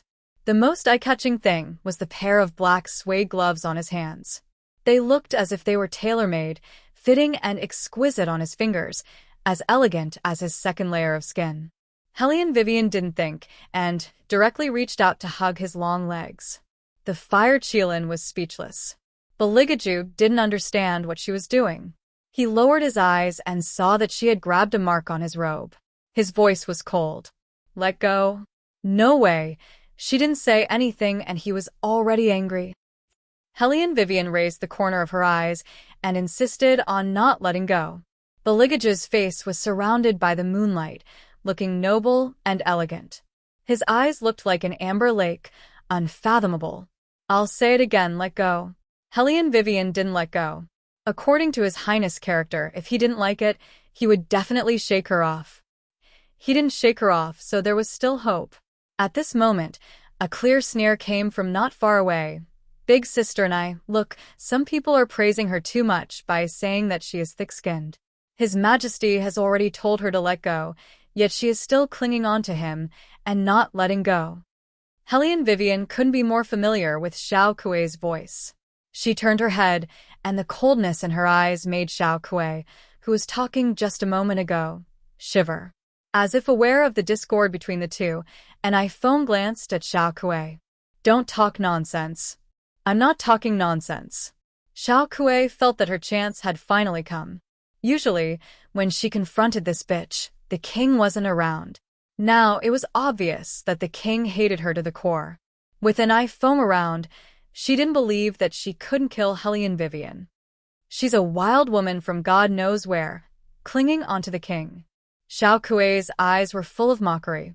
She's so shameless in the demon world, so when she's in the human world, wouldn't she be even more open? Maybe she already has a man. Beligaju's eyes turned cold. He didn't say anything but turned around. Hellion Vivian looked at her hand that was shaken off again, and the temperature in her heart instantly dropped. Did he believe Xiao Kuei's words? Xiao Kuei, don't say any more.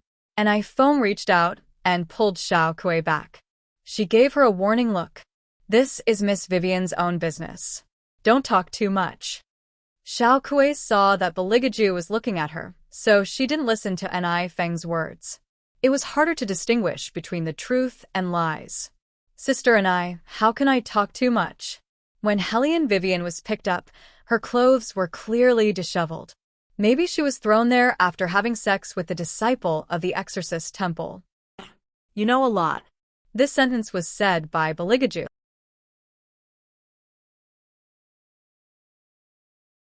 He smiled, and that kind of gentle arc could almost make the world lose its color.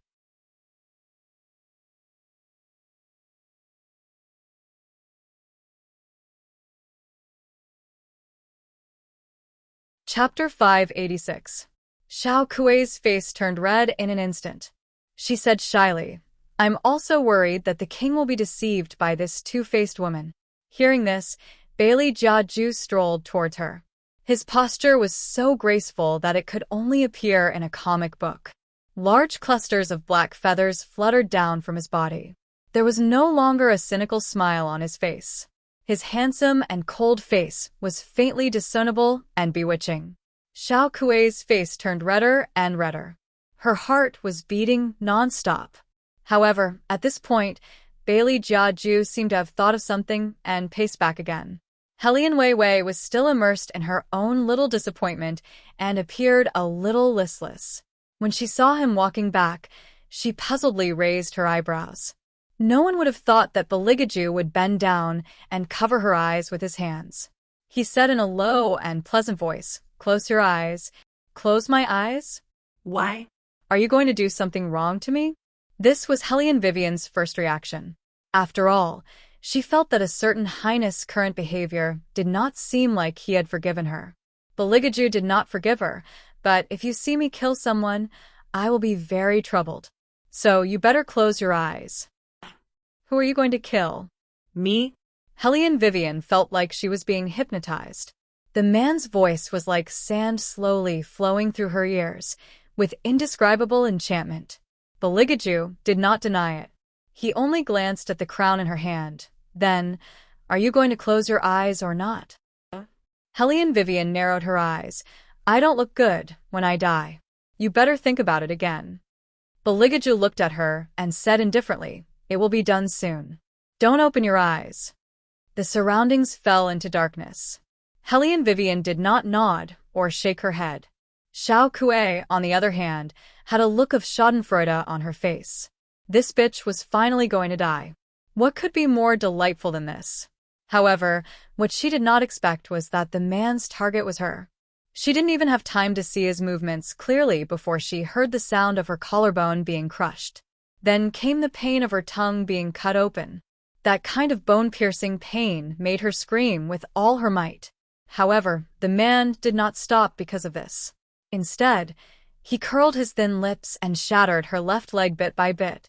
An iPhone, who was standing close by, was so shocked by this scene that she was speechless. Xiao Kuei's blood splattered on her face. She was afraid that she would never forget this scene for the rest of her life.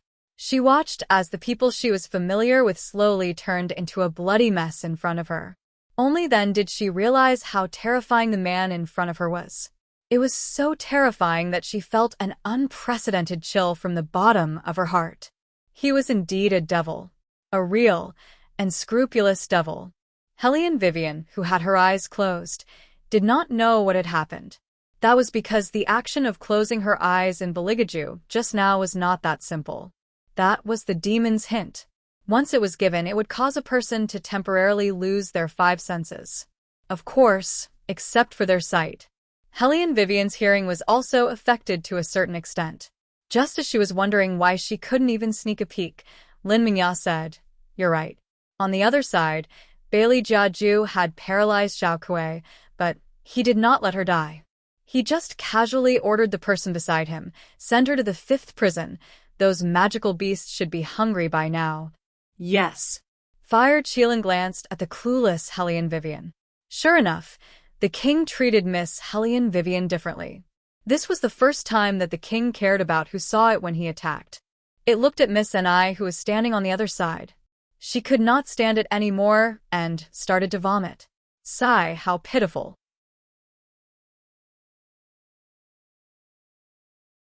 After all, those who had witnessed the entire process of the king's killing could not eat a single bite of meat for a month. Even Fire Qilin had to admit that the king's killing method was too cruel. Ugh, ugh. Xiao Kuei, who was being dragged forward, moved her mouth toward an iPhone with all her might.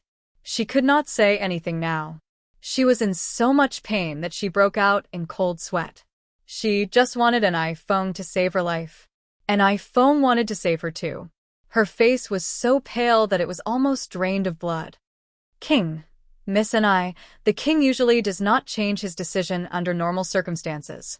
Fire Qilin turned sideways and blocked Beligaja's back. Seeing that its master did not say anything, it was even more sure that it did the right thing. It straightened its back and said, "You should go back to your room and rest.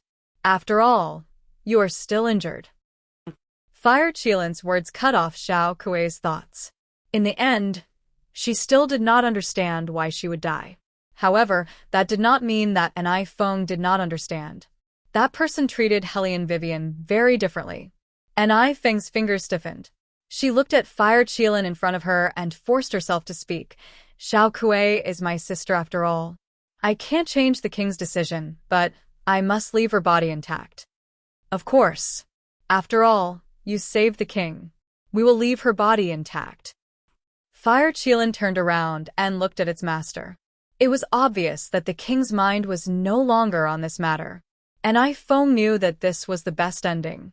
However, she did not expect the situation to develop like this. She subconsciously clenched her fists and calmed down. If it was just based on the plan, the effect would be better if Beligaju cared more about Hellion Vivian. No matter how different it was, once the seed of suspicion was planted, it would not be so easy to remove it. "Clean this place up." After saying this, Bailey Jiaju wanted to bypass Hellion Wei and walk into the bedroom. He really didn't want to talk to her anymore. If it was not for the fact that she still had her eyes closed, he would have asked, "Are you done? Can I open my eyes now? Actually, I think you look very handsome when you kill people. Why don't you let me see?" "If you say so." Beligaju did not think that she was like a little canine that followed behind him and hugged his leg when he was not paying attention. "Are you done?" Hellion Vivian opened her eyes. They were clear and lazy. "Huh? Your hands, there is a strong smell of blood. Did he just kill someone?" To be honest, she thought that the person he wanted to kill was her. Because even now, she could still feel the strong displeasure from him. Beligaju ignored her.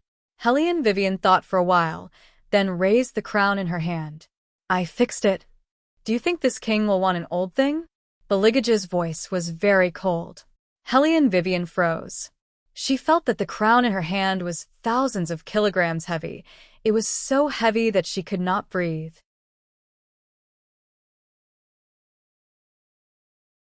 "What do you mean by old thing? Do you believe what Xiao Kuei said just now?" Beligaju did not say anything. He just walked past her. Hellion Vivian took a deep breath. "I do have a man in the human world, but that man is not anyone else, it is you."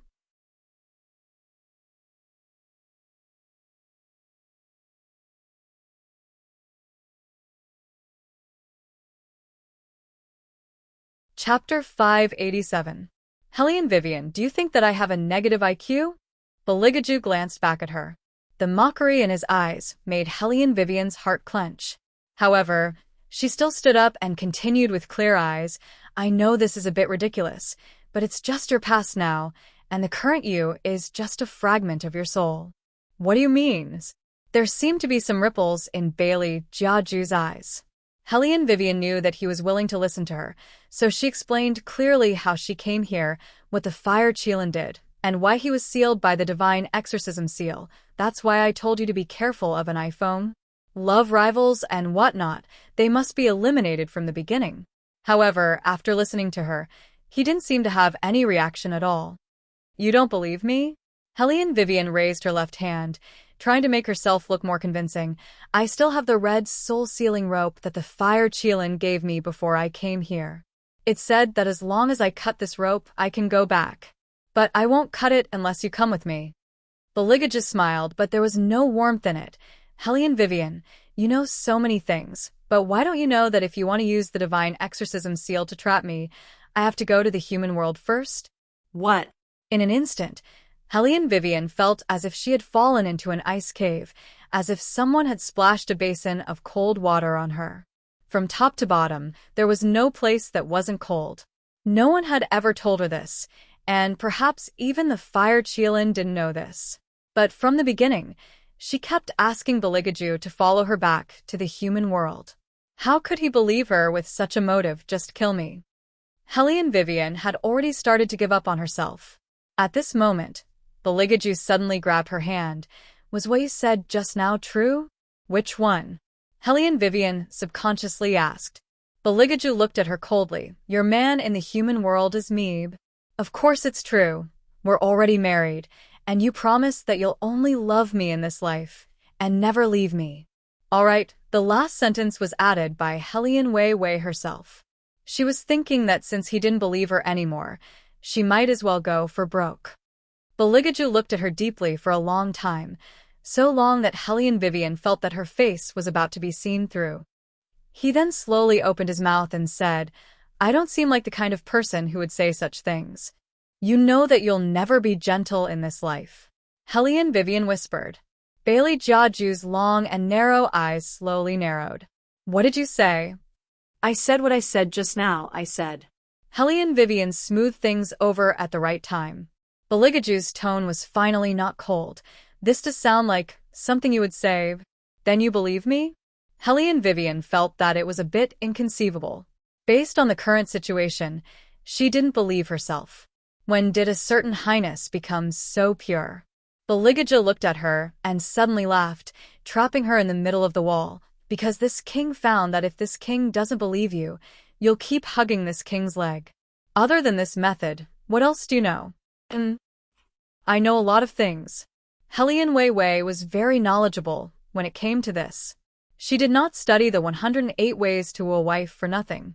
However, she continued, you can't possibly believe me just because I hugged your thigh for a while, right?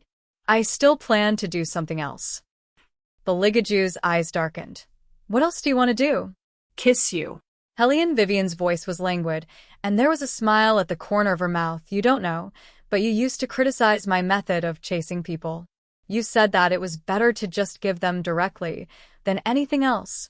A familiar coolness spread over, and Hellion Vivian's following words were buried in this kiss.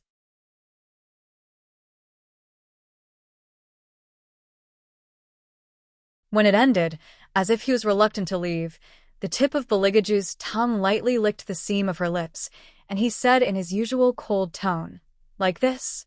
Hellion Vivian's ears turned red, and she resisted the numbness and cleared her throat. Why do you believe me? Because you clearly ran away, but you came back, and you're hugging a crown like an idiot and sleeping here? Beligaju reached out and hugged her. The empty space just now was finally filled. Hellion Vivian. Why does a certain highness have to attack me every time he praises me? Also, I'm the only one who knows about the soul fragments, and I've never told anyone about it. Beligaju stroked the red string on her wrist, including this soul-sealing rope. It was originally mine. This time, it was Hellion Vivian's turn to be puzzled. How did you know in advance that you would have a soul fragment? I didn't know in advance, but from the moment I fell from the sky, my soul could be controlled, combined, or disintegrated by me. Beligaju said casually, it seems that the divine exorcism seal you're talking about is indeed very powerful. Otherwise, I wouldn't have to disintegrate my soul. Hellion Vivian finally found an opportunity. The main thing is that you were betrayed. The divine seal is secondary. At this time, she had to remind him of the existence of her love rival. Beligaju obviously saw through her little thoughts, and his thin lips curved into a beautiful smile. I'll go to the human world with you. No, they're probably waiting for the moment you go to the human world to activate the divine exorcism seal. You can't go. If it was in the past, Hellion Vivian would probably be very happy to hear this, but if she let him go to the human world now, it would be equivalent to letting him experience the pain of the past again. Bailey Jiaju looked at her with his deep eyes. His fingers slid across her face, feeling the warmth of her skin. How could I fall in love with such a stupid person like you? Am I stupid? Wait, didn't you just say that you like me? Hellion Vivian's eyes lit up. At that moment, Beligaju really felt that he was raising a canine animal, the kind that wouldn't break no matter how hard he fell. There had never been anyone who could make him feel so confused and unable to push her away. Because she didn't seem to know what fatigue was. She was like the sun in the human world. But later, he realized that it wasn't that she didn't feel tired, otherwise, she wouldn't have been so tired that she fell asleep at the door. The Ligaju reached out and carried her, then put her into his blood coffin. The blood coffin seemed to have a hypnotic effect, and it was filled with his scent. Hellion Vivian felt her eyelids grow heavy, and she could faintly hear his low voice. The only way I can go back is to let things continue as they were.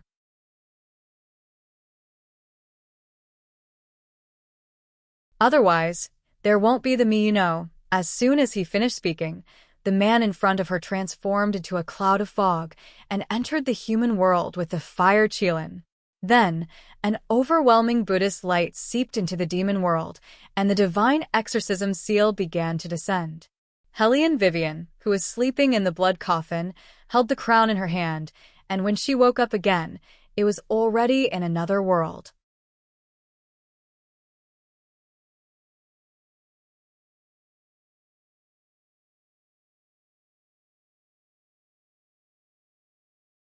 Chapter 588. The surrounding air was very cold, lingering in the winter. It was a vast expanse of white, and she could even see the breath that came out of her mouth. Hellion Vivian stood in the middle, and for a moment, she was confused. This was the palace? Heavy snow filled the air. As the north wind blew, the snow and dust were like blooming dandelions, drifting away and landing on the white stone steps. Not far away, one could even see palace maids and eunuchs walking back and forth. This was indeed the palace. But the most important thing was, why was she in the palace? Did she go back? No, that was impossible. According to Fire Qilin, after collecting a soul fragment, one would enter the location of the next soul fragment. Hellion Vivian looked down at the crown in her hand and clenched her 10 fingers. She seemed to be able to see that person's last appearance when he turned around. Let things continue the way they were supposed to. How could Hellion Vivian not understand the meaning of this sentence? It was because she understood too well that her heart ached a little. She moved her fingers and suppressed her emotions. When she looked up again, she had regained her usual clarity. Since this was the location of the second soul fragment, then Baligaju shouldn't be far from here, right? But which palace in the palace was this? Why was it so quiet? She had been to the cold palace before, and it wasn't like this. But other than the cold palace, which other palace had so few palace maids? Hellion Vivian took a step forward. She didn't know which door she pushed open, but the dazzling sunlight suddenly hit her face. Hellion Vivian instinctively raised her hand to block her eyes. She looked to her left, facing the direction of the light source. Because she had just opened her eyes, they were still a little uncomfortable. He could only see an arrogant figure standing under the golden light. The figure was very small. Hellion Vivian thought it was Little Seven. But when the figure came closer, she realized that it wasn't Little Seven. The figure was wearing a black brocade robe with a large cloak outside. If this kind of cloak was worn by other children, it would definitely look out of place. But on this boy, it complemented each other so well. His handsome features were like the night sky that was propping up the sky. He was neither cold nor indifferent, and there was not the slightest expression on his face. All he had was coldness and the power to command the world. Ice-cold blood flowed out from between the gaps of the boy's fingers, but it was as if he didn't feel it. His face was expressionless as he walked forward, until he saw Hellion Weiwei. That pair of eyes that didn't have any ripples suddenly turned cold. Hellion Vivian also felt this hostility, but what shocked her wasn't this. It was that boy. He was clearly a miniature version of His Highness. Hellion Vivian was stunned. The scene she was seeing now was somewhat familiar. When she was trapped in the formation, an eye foam tried to help her understand the Baligaju of the past. Now, not only on his hands but also on his back, there were needle marks left by his mother. Different from what she saw in her dreams, the boy in front of her was too real. He was so real that Hellion Vivian could feel the coldness in his eyes even if she didn't get close to him. In other words, the soul fragment this time was His Highness when he was young? Hellion Vivian was a little confused. After the boy glanced at her, he didn't give her a second look. His left hand pressed on his right arm, and he walked into another palace door. Hellion Vivian followed him in without thinking. This palace was indeed more deserted than the other palaces. This should be the palace before the fire. No wonder she felt unfamiliar. Bang! The wooden bucket sank into the ancient well. Little Baligaju was holding the wooden rope with one hand, trying to pull up the bucket of water.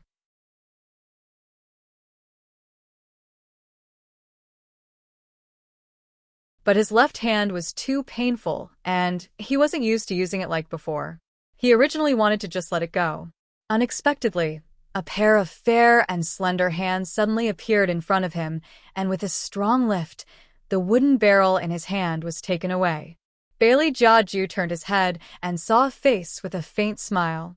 He had just seen this face. It was a woman who appeared out of nowhere. This Highness has never thought of exposing you, and you don't need to curry favor with His Highness. Baligaju pushed her away, his voice so indifferent that it was almost emotionless. Hellion Vivian originally thought that a certain Highness who had become smaller would be easier to deal with. She didn't expect that Baligaju, who had experienced the most complicated side of being capricious, would be the most difficult to deal with.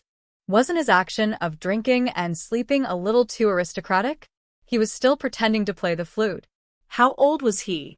About 7 or 8 years old. Why did he make it look like he was in a blockbuster? Needless to say, those eyelashes were really long and thick, as black as ink. Hellion Vivian reached out and wanted to touch them. She was from the Appearance Association, and she really couldn't resist this fatal temptation, probably because he didn't expect Hellion Vivian to do this. The boy was stunned. His cat-like eyes narrowed dangerously. Do you not want your hand anymore? Why are you so cold since you were young? Hellion Vivian decided to educate her husband while he was still young, so that it would be troublesome for her to chase after him in the future. You're so cold. You won't be able to make friends. Is that so? The little boy's expression was quite arrogant and evil, and a chill appeared in his eyes. Hellion Vivian felt that this child's gaze was too strange. She reached out and touched his lotus-like little hand. What are you thinking about? Why are you smiling so creepily? I'm thinking about how to kill you. The little boy was expressionless as he spoke coldly. Hellion Vivian paused for a moment, then pulled him over and hugged him. She did her best to ravage him. You don't have to be so rough. You have to be gentlemanly to ladies. No, you don't have to be gentlemanly to all ladies. You have to remember my face. You only have to be gentlemanly to me, and you don't have to be like that to anyone else. You have to remember my face because in the future, you will fall in love with me until you can't extricate yourself, understand? The little boy seemed to be angered by her, and his face darkened. Was this woman not afraid of death? She was really long-winded. He had never seen anyone more long-winded than her. Seeing that this hug is so warm, I won't throw you over the wall. The little boy thought fiercely in his heart, but when he heard the woman's last sentence, he couldn't help but mock her. Me? Fall in love with you until I can't extricate myself? Woman, have you not woken up yet?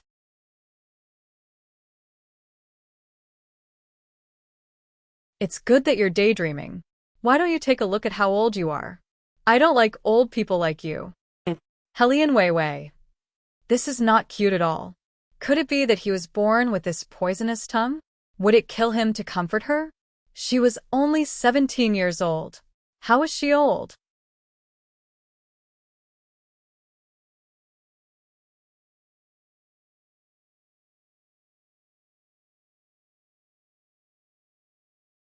Chapter 589.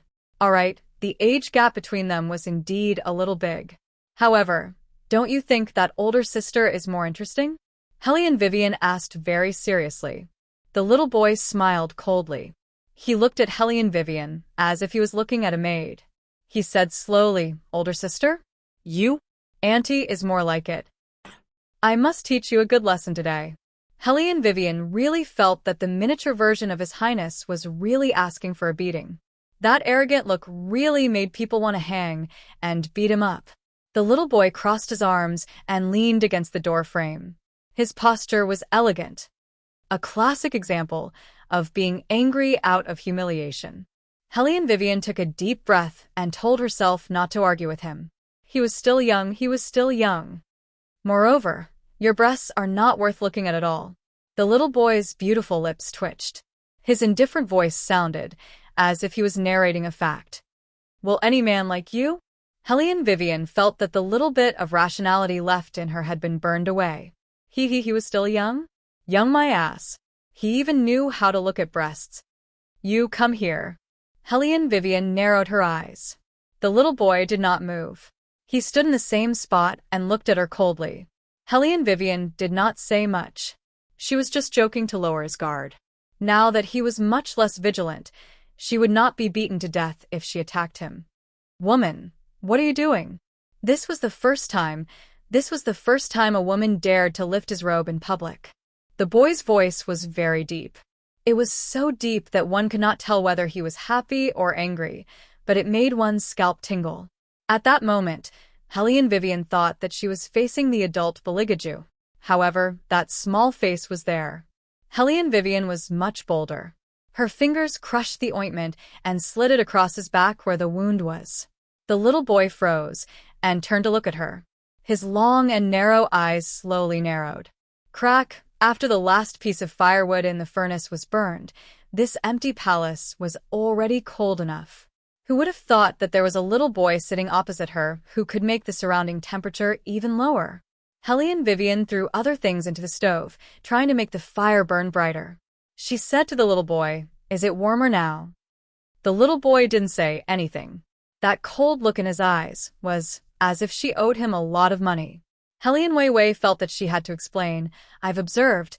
There were only the two of us in the courtyard just now. Don't worry. What you're worried about won't happen at all. Other than me, no one else saw your bare back." The little boy still didn't say anything and just looked at her coldly. Helene Vivian really couldn't bear such a gloomy gaze.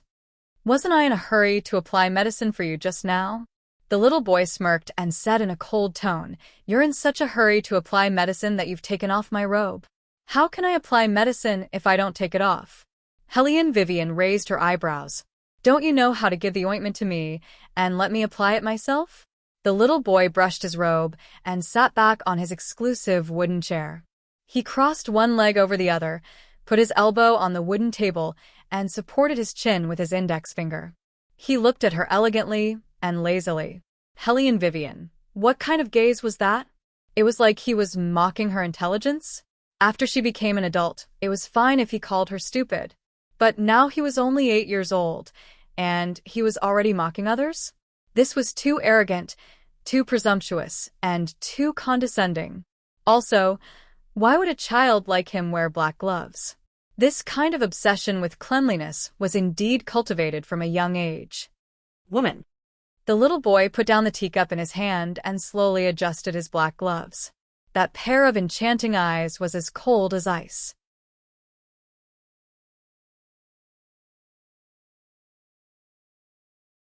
Are you going to tell me yourself, or do you want me to send you to the Imperial Household Department and let them ask you where you came from and why you came to the Imperial Palace? Why did you try so hard to get close to me? His Highness was indeed not easy to fool, whether it was him who had grown up or him who had been a child. They were all very smart. Helene Vivian lowered her eyes. Based on her experience in the demon world last time, she told Beligaju everything without leaving out a single word. Firstly, it was because this person thought too much. Even the slightest clue could make him suspicious. It was better for her to tell him everything. It was better than being suspicious in the future. Secondly, if he heard these things, he might go back with her. Reality proved that the second possibility was completely impossible, because the little boy's face was so calm that she felt like she had said a bunch of nonsense. She couldn't help but feel a little depressed. "There are some things that you said that are worth believing," the little boy said casually. "Really?" Helene Vivian instantly became spirited again. She grabbed the little boy's hand and shook it back and forth. "You still have some redeeming qualities, child." The little boy's mouth curved up. His voice was very pleasant to hear. "For example, when I grow up, I will laugh at you for being stupid. It's very normal because you are very stupid to begin with." Helene Vivian, did you just say that when I grow up, I will lock you up? The little boy tapped his fingers on the wooden table, as if he was deep in thought. Wei Wei creased her long, shapely eyebrows and shrewdly asked, "I've said so much. Why are you only interested in this matter?" The little boy said calmly, "I see that you don't like it, so I will avoid locking you up in the future." Compared to locks, he preferred that kind of chain. He didn't know if this woman was telling the truth, but he really wanted to put her in his prey pool. It was quite interesting to watch her stretch out her claws. Brat. Hellion Vivian stretched out her arms and hugged him. "You can have this kind of awareness. It proves that you are very good." "And very good." "Brat?" "Heh." The little boy raised his beautiful eyebrows. "Good, very good. It seems that this kind of prey should be locked up with iron chains or something." That's the expression. Hellion Vivian seemed to have discovered something. She pinched the little boy's overly handsome face back and forth. "You are a man. If you have something to say, just say it directly. You're always like this. It looks like someone is going to be unlucky." "You also know that someone is going to be unlucky?" The little boy curled the corners of his mouth, and a trace of blackness flashed in his eyes. But the two of them didn't continue talking because a woman dressed as a palace maid was walking towards them outside the door. She was carrying a food box in her hand.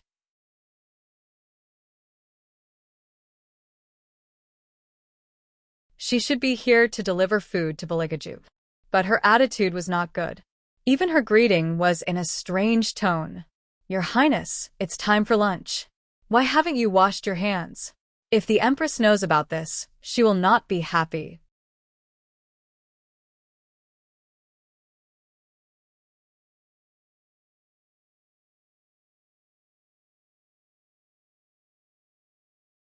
Chapter 590.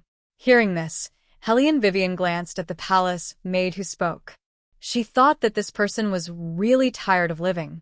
She actually dared to speak to His Highness in such a tone. Was she not afraid of angering His Highness? At this time, Hellion Vivian had long forgotten that the person standing in front of her had not yet become the #1 person in the world who could kill with one look. He was still a child, and an unfavored prince at that. Bailey Jiaju knew very well what an unfavored prince should do in the imperial palace. He silently looked at the food box that appeared in front of him, then walked to the front of the wooden basin without saying a word. When he was washing his face, there was no trace of expression in his eyes. Hellion Vivian looked at his small figure and only felt a lump in her throat. She had never seen His Highness like this. That person had always been aloof and never put anyone or anything in his eyes. Even the Emperor could not do anything to him. But now, even a palace maid could mock and ridicule him. Hellion Vivian did not like this to begin with. However, that palace maid did not know how to restrain herself. She glanced at Baligaju and muttered in dissatisfaction, "Really, why am I so unlucky to be arranged to deliver food here? You think that serving the royal family is your bad luck?" Hellion Vivian smiled faintly. The corners of her mouth were slightly curved, and it was very beautiful. Bailey Jiaju, who was washing his face, paused his movements, lifted his pair of beautiful and long eyes, and looked toward Wei Wei, who was speaking. A trace of light flashed through the depths of his eyes. The palace maid raised her eyebrows and sneered, "Looking at your appearance, you just entered the palace, right?" "That's right, that's what I think." What? "You still want to make trouble for me? Do you know who I am? You don't know the rules at all. I'm warning you, don't meddle in other people's business. If you anger me, I have plenty of ways to deal with you." "Little girl." "Little girl?" Hellion Vivian licked her thin lips. How long had it been since she heard someone call her that? How should she put it? She really wanted to beat someone up. The palace maid looked at her with disdain. She didn't put these two people in her eyes at all. One was a prince who wouldn't resist no matter how they bullied him, and the other was a new palace maid who just came in. What could they do to her? "You're not convinced?"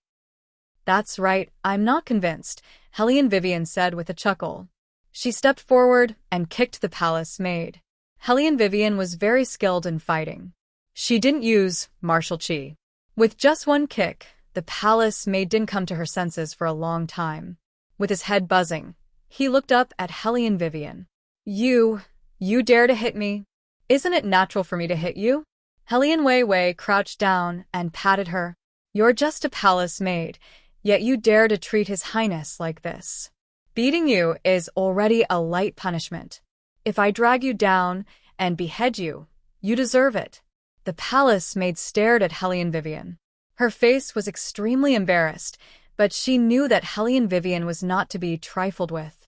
In the past, it was the third prince who complained a little, but he never said anything to the retired emperor. How many days had it been? Almost 10 days? That child didn't even dare to fart. Why didn't she bully him? If he didn't make the empress unhappy, she wouldn't have to come here to deliver food. Gradually, her courage grew, and she had forgotten about Bailey Jiaju's identity. Now that she was reminded by this new little girl, she couldn't help but feel guilty. She endured the pain and stood up. She didn't say anything more. She glared at Hellion Vivian and ran out of the palace. However, there was more resentment in her back that couldn't be ignored. Hellion Vivian didn't put this palace maid in her eyes.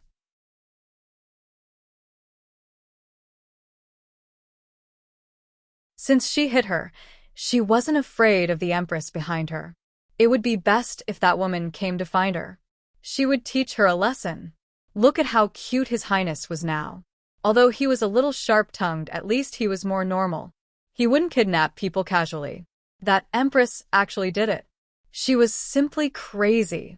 Maybe in the future, His Highness wouldn't be able to distinguish between people and prey because of the empress. After being abused from a young age, even the most outstanding child would grow up crooked. And the person who abused him was his empress mother.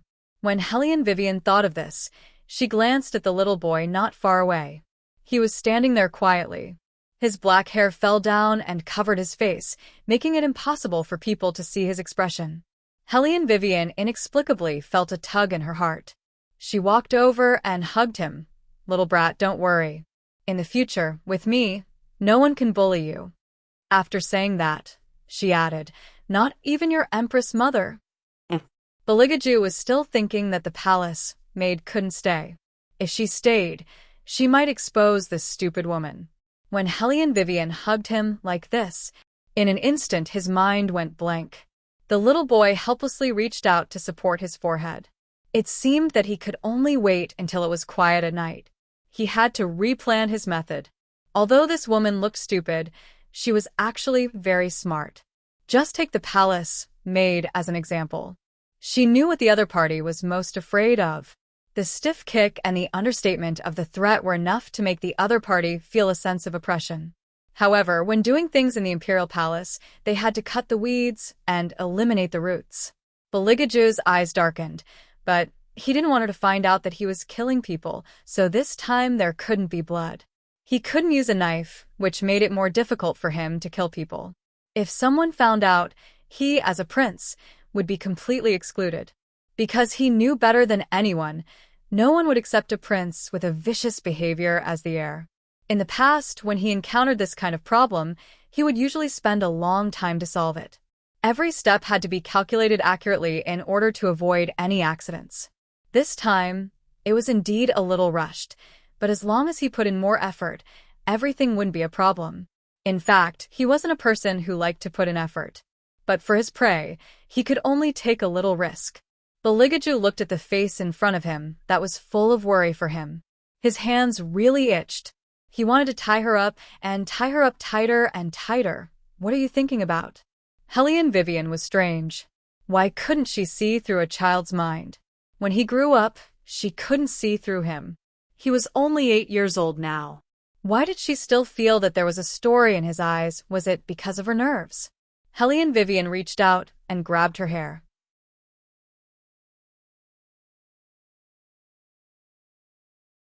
The little boy saved his body from her arms and said in a cold voice, "This Highness is thinking about what this Highness will eat in the future if you beat her away." You don't have to worry about this. Hellion Vivian curved her thin lips into a smile. "When I came in just now, I found a lot of fish in the river outside. Let's roast fish tonight."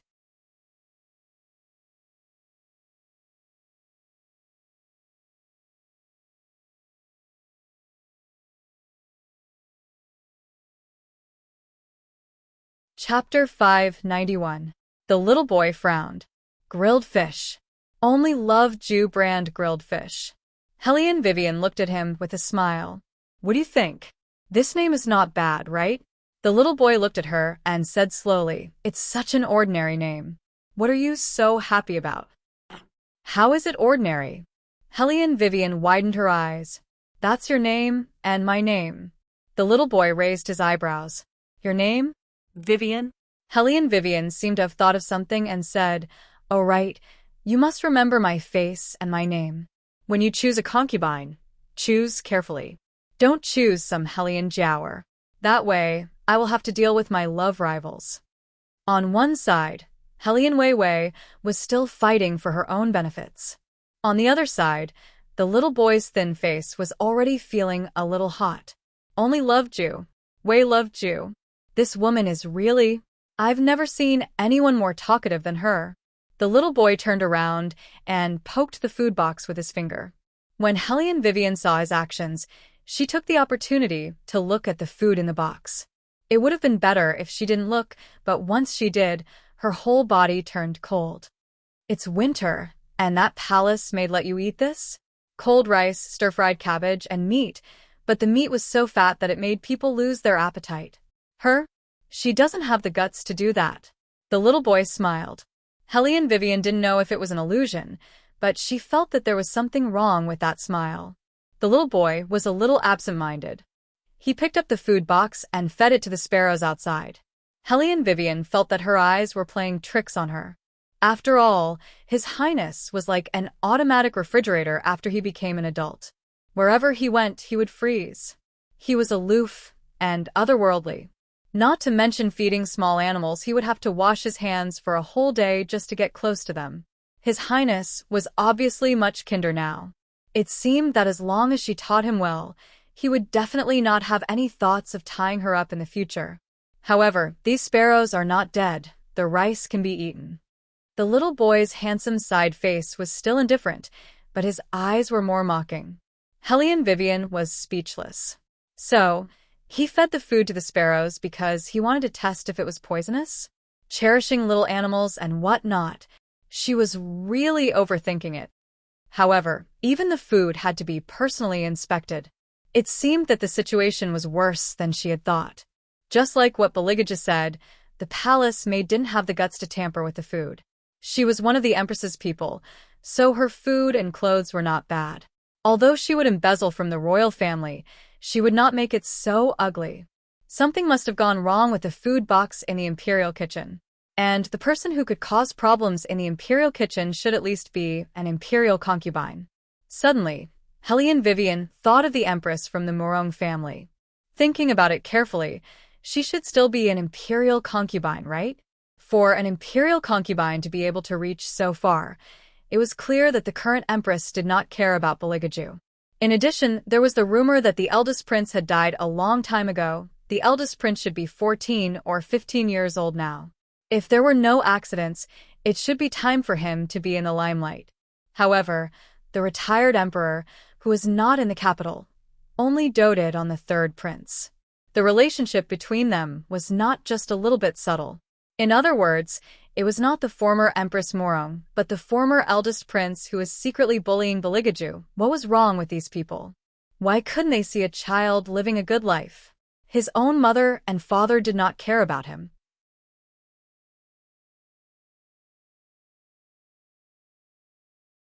As a prince, his life was not even as good as that of a rich family son, but he still had to endure these schemes.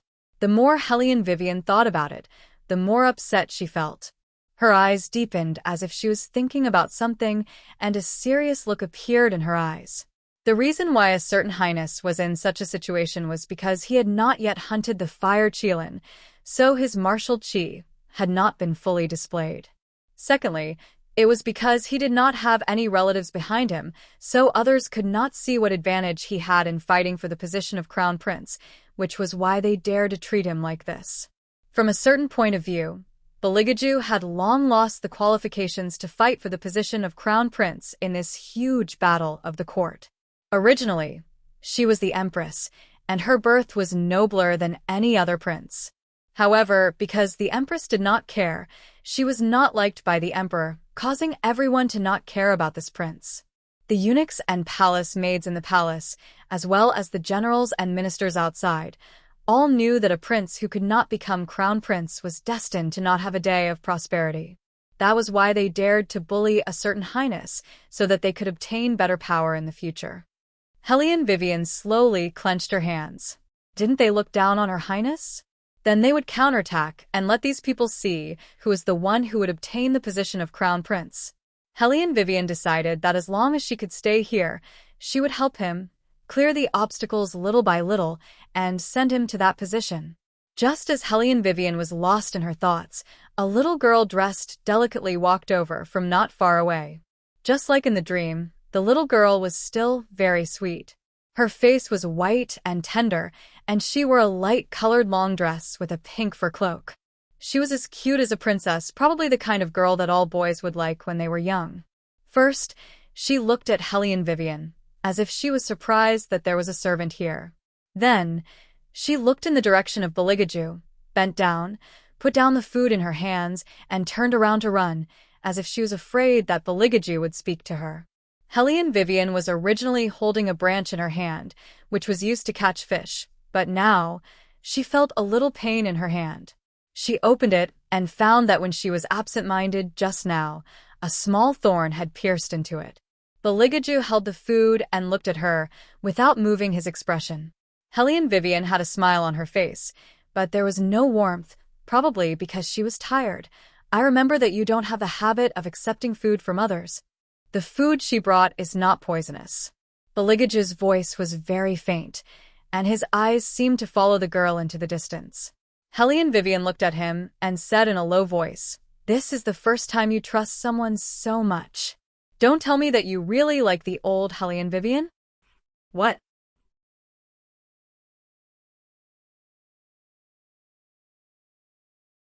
The little boy's eyes were originally looking at the ice hole on the surface of a lake. If it was here, he wouldn't have needed to use a knife to kill the palace maid without anyone noticing. All he had to do was wait until the sky turned dark and push her into the ice. That would be enough. Helene Vivian looked at him and shook her head, still smiling. Nothing? He was still young, so there was no point in her asking him. She would wait until she brought him back. Now, there was nothing more important than waking him up.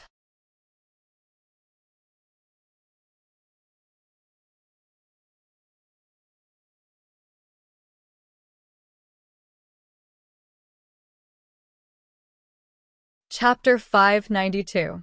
Since there's nothing else, come up quickly after you're done catching the fish. The water is so cold, aren't you?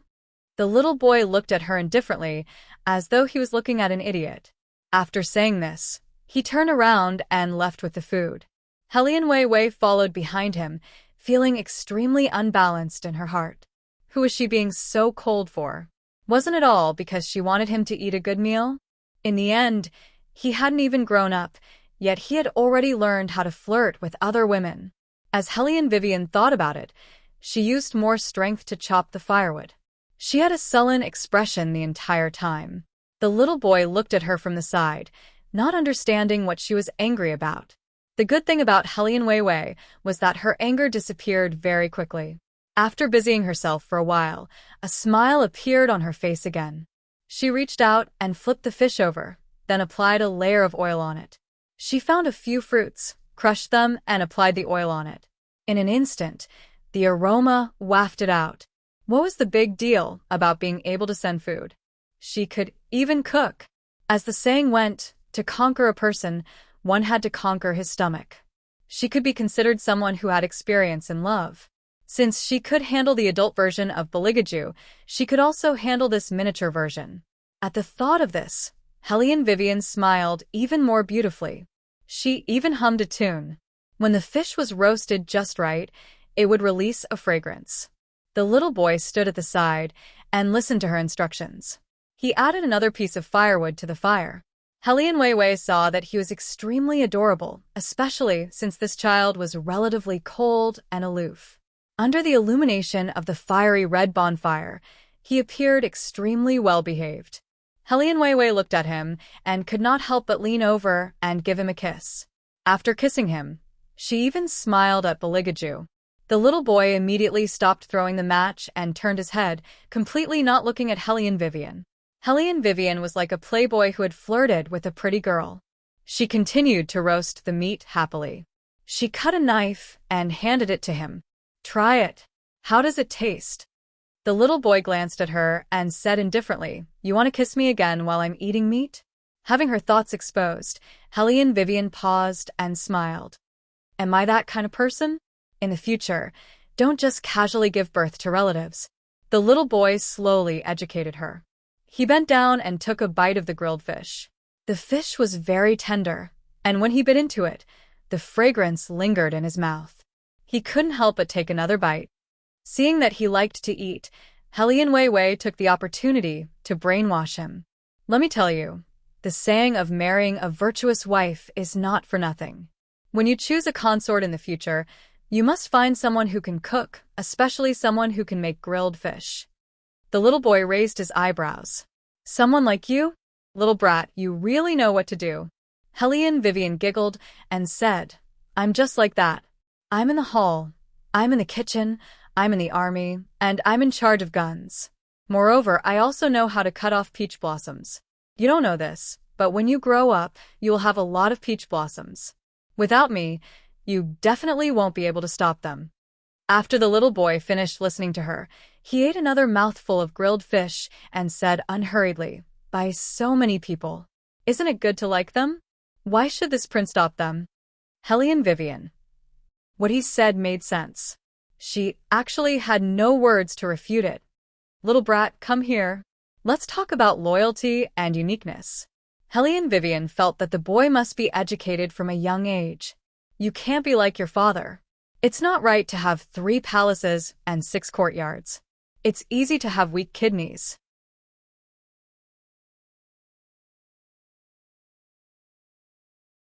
"Do you know what weak kidneys are?" The little boy crossed his arms and looked her up and down. "So, the only person who will like you in the future is this prince." Hellion Vivian felt a little guilty when she heard this, but the corners of her mouth curved up. "Of course." "Liar." The little boy turned his face and continued to eat the grilled fish. Did this stupid woman think that he was as stupid as her? She was so good-looking. How could no one like her? Hellion Vivian always knew that a certain prince was smart, but she didn't expect him to be so smart. She shouldn't have exposed herself, right? How did he know that she was lying? However, Hellion Vivian, who had read a lot of books, knew that in this kind of situation, the easiest way to smooth things over was to take advantage of the situation and confess. This was what the domineering CEOs in the books did. She had to apply what she learned. Thus, Hellion Vivian sat a little closer to the little boy and lowered her voice in an attempt to make her look more affectionate. "It's their business that they like me. I've only ever liked you." Hearing this, the little boy obviously paused for a moment. Hellion Vivian thought to herself, "You're touched, aren't you?" She didn't believe that she couldn't win over an 8-year-old brat. Unexpectedly, the little boy looked at her and sneered. "They? It seems that there's more than one. Woman, you're so fickle. How did this prince fall for you?" Hellion Vivian. No. Why did she feel that something was wrong? She was clearly the one who was educating a certain prince. How did it become a certain prince educating her? This made Hellion Vivian depressed. Who said that young people were easy to fool? The one in front of her was really too difficult to deal with. This kind of person couldn't be persuaded even if she wanted to. However, this prince can promise you that I'll consider you when I choose a consort. The little boy's tone sounded again, and there was a hint of indifference in his indifference. "But there's a condition." Hellion Vivian originally thought that she wouldn't be able to persuade him. Now that she heard him agree, her eyes lit up. "What condition?" "You can't let other men like you." The little boy said indifferently, "Since you know how to cut off peach blossoms, I'll cut off yours too." After Hellion Vivian heard this, she smiled very straightforwardly. "No problem. Wasn't it just not letting others like her?" This was too easy to handle. Anyway, when the time came, her face would turn black, and not many people would like her. You have to be absolutely loyal to this prince. The little boy stood up and looked down at Hellion Vivian, who was squatting in front of him. There was a faint trace of gold in his eyes. Hellion Vivian nodded. "Okay. Loyalty is a must between lovers. Very good. The contract was established. The little boy smiled. She was finally persuaded by him. Helene Vivian also felt that it was very good.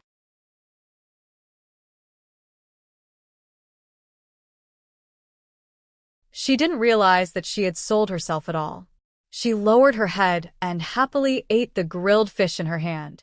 The little boy looked at her again. Don't eat too much fish. Why? Helene Vivian thought that if he dared to say that she was fat, she would definitely drag him over and beat him up. The little boy moved his fingers and threw the things that he had just picked up to her. And these? I'm not eating. Helene Vivian was very stubborn. Although the pastries looked good, as a military tycoon with a backbone, she definitely couldn't eat the things of her love rival. You're tuning in to the Li Mei's Wuxia Whispers YouTube channel. We're so grateful for your support, and don't forget to subscribe to join us on this incredible journey through captivating stories. Your generosity through donations truly makes a world of difference, as it's the primary source of revenue that allows me to expand and enhance this channel for you. Thank you from the bottom of my heart for being a part of this adventure.